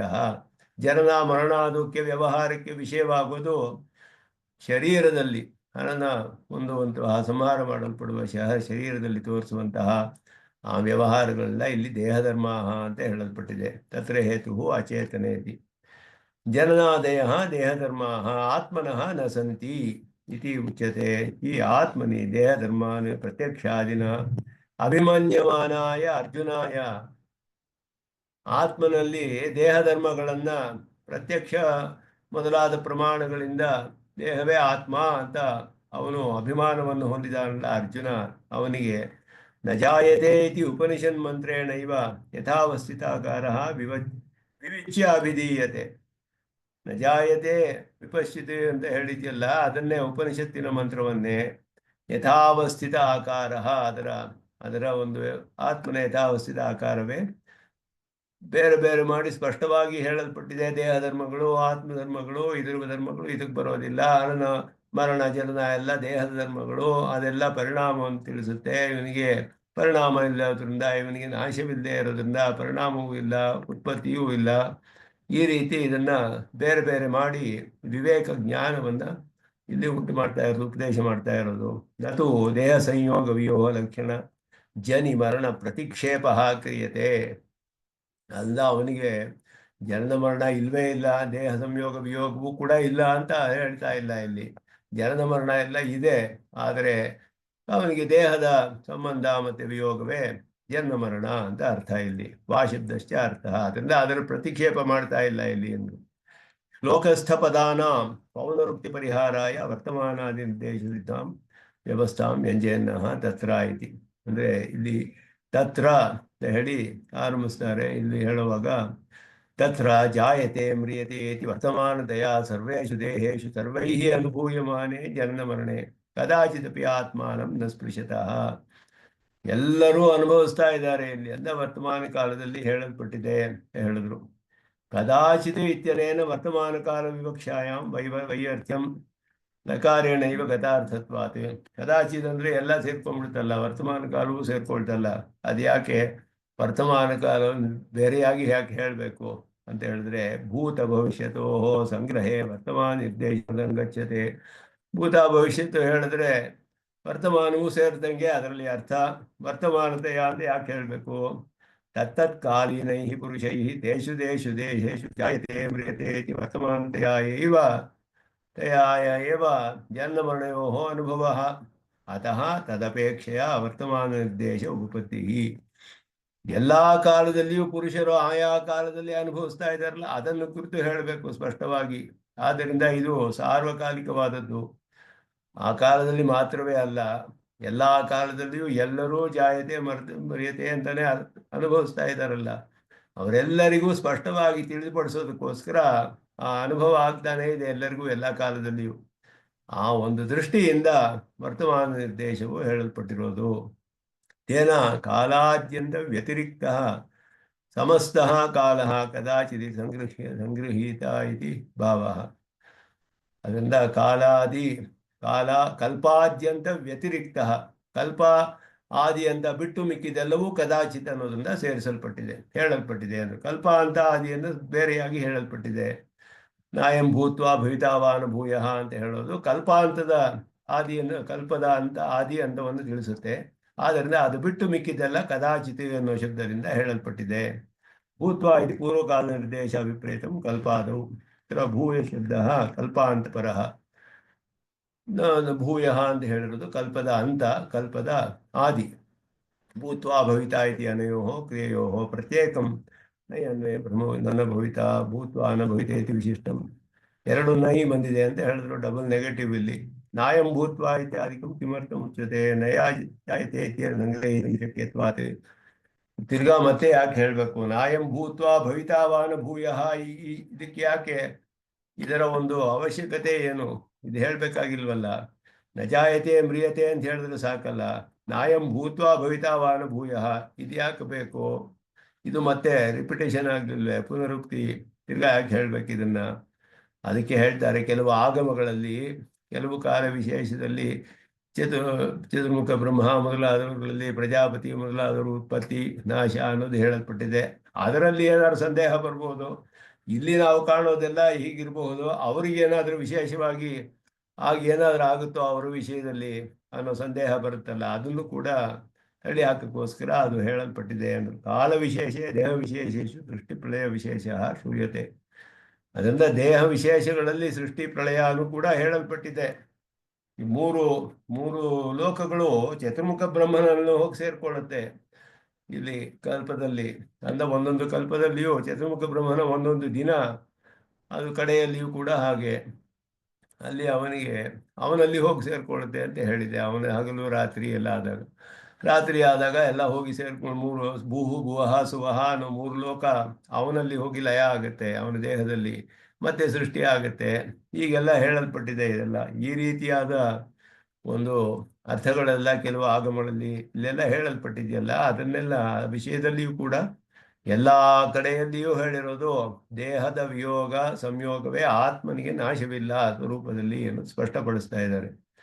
ಸಚನ ದೇಹ ಸಂಬಂಧ ತದ್ವಿಯೋಗ ಮಾತ್ರ ತೋಯೇನ, ಯಾಕೆ ಅಂದರೆ ಇಲ್ಲಿ ಪೂರ್ವ ಪಕ್ಷ ತೋಯೇನ ಜೀವಾನ್ ವ್ಯಸಸರ್ಜ ಭೂಮ್ಯ ಪುನಃ ನಾರಾಯಣದಲ್ಲಿ ವ್ಯಸಸರ್ಜ ಅಂದರೆ ಸೃಷ್ಟಿ ಮಾಡಿದ ಅಂತ ಅರ್ಥ. ಸೃಷ್ಟಿ ಮಾಡಿದನು ಅಂತ ಹೇಳಿದ್ರೆ ವಿಶೇಷವಾಗಿ ಸೃಷ್ಟಿ ಮಾಡಿದ ಅವನು ಅಂತ ಹೇಳಿರುವಾಗ, ಪ್ರಾಕ್ ಸೃಷ್ಟೇ ಏಕತ್ವ ಅವಧಾರಣಾತ್ ಏಕವಿಜ್ಞಾನೇನ ಸರ್ವವಿಜ್ಞಾನ ಪ್ರತಿಜ್ಞೋಪತ್ತೇ ಏಕಸ್ಯೈವ ಬಹುವರ್ಣ ಸಂಕಲ್ಪಾದೇಶ್ಚ ಇತಿ ಜೀವಸ್ವರೂಪೋತ್ಪತ್ತಿ ನಾಶವು ಏವ ಅಭ್ಯುಪಗಂತವ್ಯೌ ಇತಿ ಜೀವಾನಾಂ ಆಪ್ರಲಯಾವಸ್ಥಾಯಿತ್ವಾತ್ ಆಹಿಂಕಾ ನಿರಾಸಾಯ ನಾಯಂ ಭೂತ್ವ ಇತ್ಯಾದಿ ಉಕ್ತಂ. ಆದ್ದರಿಂದ ತೋಯೇನ ಜೀವಾನ್ ವ್ಯಸಸರ್ಜ ಭೂಮಿಯ, ಸೃಷ್ಟಿ ಮಾಡಿದ ಎಲ್ಲ ಜೀವರುಗಳನ್ನೆಲ್ಲ ಅಂತ ಹೇಳಿರುವಾಗ, ಇದು ಸೃಷ್ಟಿಗೆ ಮೊದಲು ಏಕತ್ವ ಅವಧಾರಣೆ ಇರೋದ್ರಿಂದ ಇವರೆಲ್ಲ ಹೊಸದಾಗಿ ಸೃಷ್ಟಿಯಾದರು ಅಂತ ಯಾಕೆ ಅರ್ಥ ಮಾಡಬಾರ್ದು ಅಂತ ಪೂರ್ವ ಪಕ್ಷ. ಏಕವಿಜ್ಞಾನೇನ ಸರ್ವವಿಜ್ಞಾನ ಬರಬೇಕಾದ್ರೆ ಹೇಳಿ ಏಕಸ್ಯೈವ ಬಹುಭವನ ಸಂಕಲ್ಪಾತ್, ಒಬ್ಬನೇ ಅನೇಕವಾಗಿರೋದ್ರಿಂದ ಇವರೆಲ್ಲ ಹೊಸದಾಗಿ ಸೃಷ್ಟಿ ಆಗಬೇಕು. ಆವಾಗ ಜೀವರೂಪ ಉತ್ಪತ್ತಿ ವಿನಾಶವು ಅಭ್ಯುಪಗಂತವ್ಯವು. ಜೀವರುಗಳೆಲ್ಲ ಸೃಷ್ಟಿಯಾಗ್ತಾರೆ ಅಂತ ಹೇಳಬೇಕು. ಯಾಕೆಂದ್ರೆ ಮೊದಲು ಯಾರು ಇರಲಿಲ್ವಲ್ಲ, ಜೀವರುಗಳು ಒಬ್ಬನೇ ತಾನೇ ಇದ್ದಿದ್ದು, ಅನೇಕ ಜೀವರುಗಳು ಇರಲಿಲ್ವಲ್ಲ ಇಲ್ಲಿರೋ ಹಾಗೆ. ಆದ್ದರಿಂದ ಜೀವನ ಸೃಷ್ಟಿ ಒಪ್ಕೊಳ್ಬೇಕು ಒಂದು ಸಂದೇಹ ಬರ್ಬೋದು. ಅದರಿಂದ ತತ್ರ ಚ ಉತ್ತರಂ ಜೀವಾನಾಂ ಸೃಷ್ಟಿರ್ನಾಮ ಸದೇಹೀಕರಣೇನ ವಿಕ್ಷೇಪ. ದೇಹದೊಡನೆ ಸೇರಿಸಿ ಅವ್ರನ್ನೆಲ್ಲ ಭೂಮಿಯಲ್ಲಿ ಹಾಕಿದ ಅವನು. ಆದ್ದರಿಂದ ಅದು ಅರ್ಥ ಅಷ್ಟೇ ಹೊರತು ದೇಹದೊಡನೆ ಸಂಬಂಧಿಸಿ ಅವರನ್ನು ಸಂಬಂಧಿಸಿರುವುದೇ ಸೃಷ್ಟಿ ಅಂತ ಹೇಳಲ್ಪಟ್ಟಿದೆ. ಅದರಿಂದ ಪ್ರಾಕ್ ಸೃಷ್ಟೇ ಏಕತ್ವಾವಧಾರಣಂ ನಾಮರೂಪ ವಿಭಾಗ ಅಭಾವಾತ್. ಇದೆಲ್ಲ ಕಡೆಯೂ ಸ್ಪಷ್ಟವಾಗಿದೆ. ನಾಮರೂಪ ವಿಭಾಗವಿಲ್ಲದೆ ಇರೋದ್ರಿಂದ ಏಕತ್ವ. ಏಕವಿಜ್ಞಾನೇ ಸರ್ವವಿಜ್ಞಾನಂ ಚ ಸೂಕ್ಷ್ಮ ಚಿದಚಿದ್ವಸ್ತು ಶರೀರಕಸ್ಯ ಬ್ರಹ್ಮಣಃ ಸ್ಥೂಲ ಚಿದಚಿದ್ವಸ್ತು ಶರೀರಕತೆಯ ಪರಿಣಾಮಾತ್. ಇದೆಲ್ಲ ಸ್ಪಷ್ಟವಾಗಿ ಅನೇಕ ಕಡೆ ಸ್ಥಾಪಿತವಾಗಿದೆ.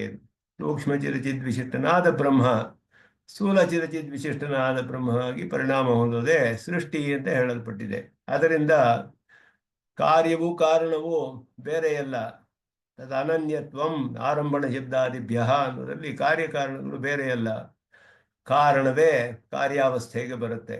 ಆದ್ದರಿಂದ ಅದು ಅಲ್ಲಿ ಹೇಳಲ್ಪಟ್ಟಿದೆ. ಅದರಿಂದ ಕಾರಣವನ್ನು ತಿಳಿದರೆ ಕಾರ್ಯವನ್ನು ತಿಳಿಯಬಹುದು ಅನ್ನೋ ಅರ್ಥ. ಅತಏವ ಬಹುಮಾನ ಸಂಕಲ್ಪಾದಿ ಉಪಪತ್ತಿಶ್ಚ. ಶರೀರದಲ್ಲಿ ಅವನ ಪರಿಣಾಮ ಹೊಂದ್ತಾನೆ ಅಷ್ಟೇ ಹೊರತು ಪರಮಾತ್ಮನಿಗೆ ಸ್ವರೂಪದಲ್ಲಿ ಯಾವ ಪರಿಣಾಮವೂ ಇಲ್ಲ. ಅತಃ ಕಲ್ಪಾದ್ಯಂತಯೋರಪಿ ಜ್ಞಾನ ಸಂಕೋಚ ವಿಕಾಸ ದೇಹ ವಿಶ್ಲೇಷ ಸಂಶ್ಲೇಷ ಮಾತ್ರಮೇವ ನ ಪುನಃ ಸ್ವರೂಪೋತ್ಪತ್ತಿ. ಕಲ್ಪದ ಆದಿಯಲ್ಲಾಗಲಿ ಅಂಥದ್ದಾಗಲಿ ಸ್ವರೂಪದ ಉತ್ಪತ್ತಿ ಎಂದೂ ಇಲ್ಲ. ಜ್ಞಾನ ಸಂಕೋಚ ವಿಕಾಸ ರೂಪವಾದ ದೇಹ ಸಂಶ್ಲೇಷ ವಿಶ್ಲೇಷ ಸಂಶ್ಲೇಷ ಅಷ್ಟೇ, ಇನ್ನೇನೂ ಇಲ್ಲ.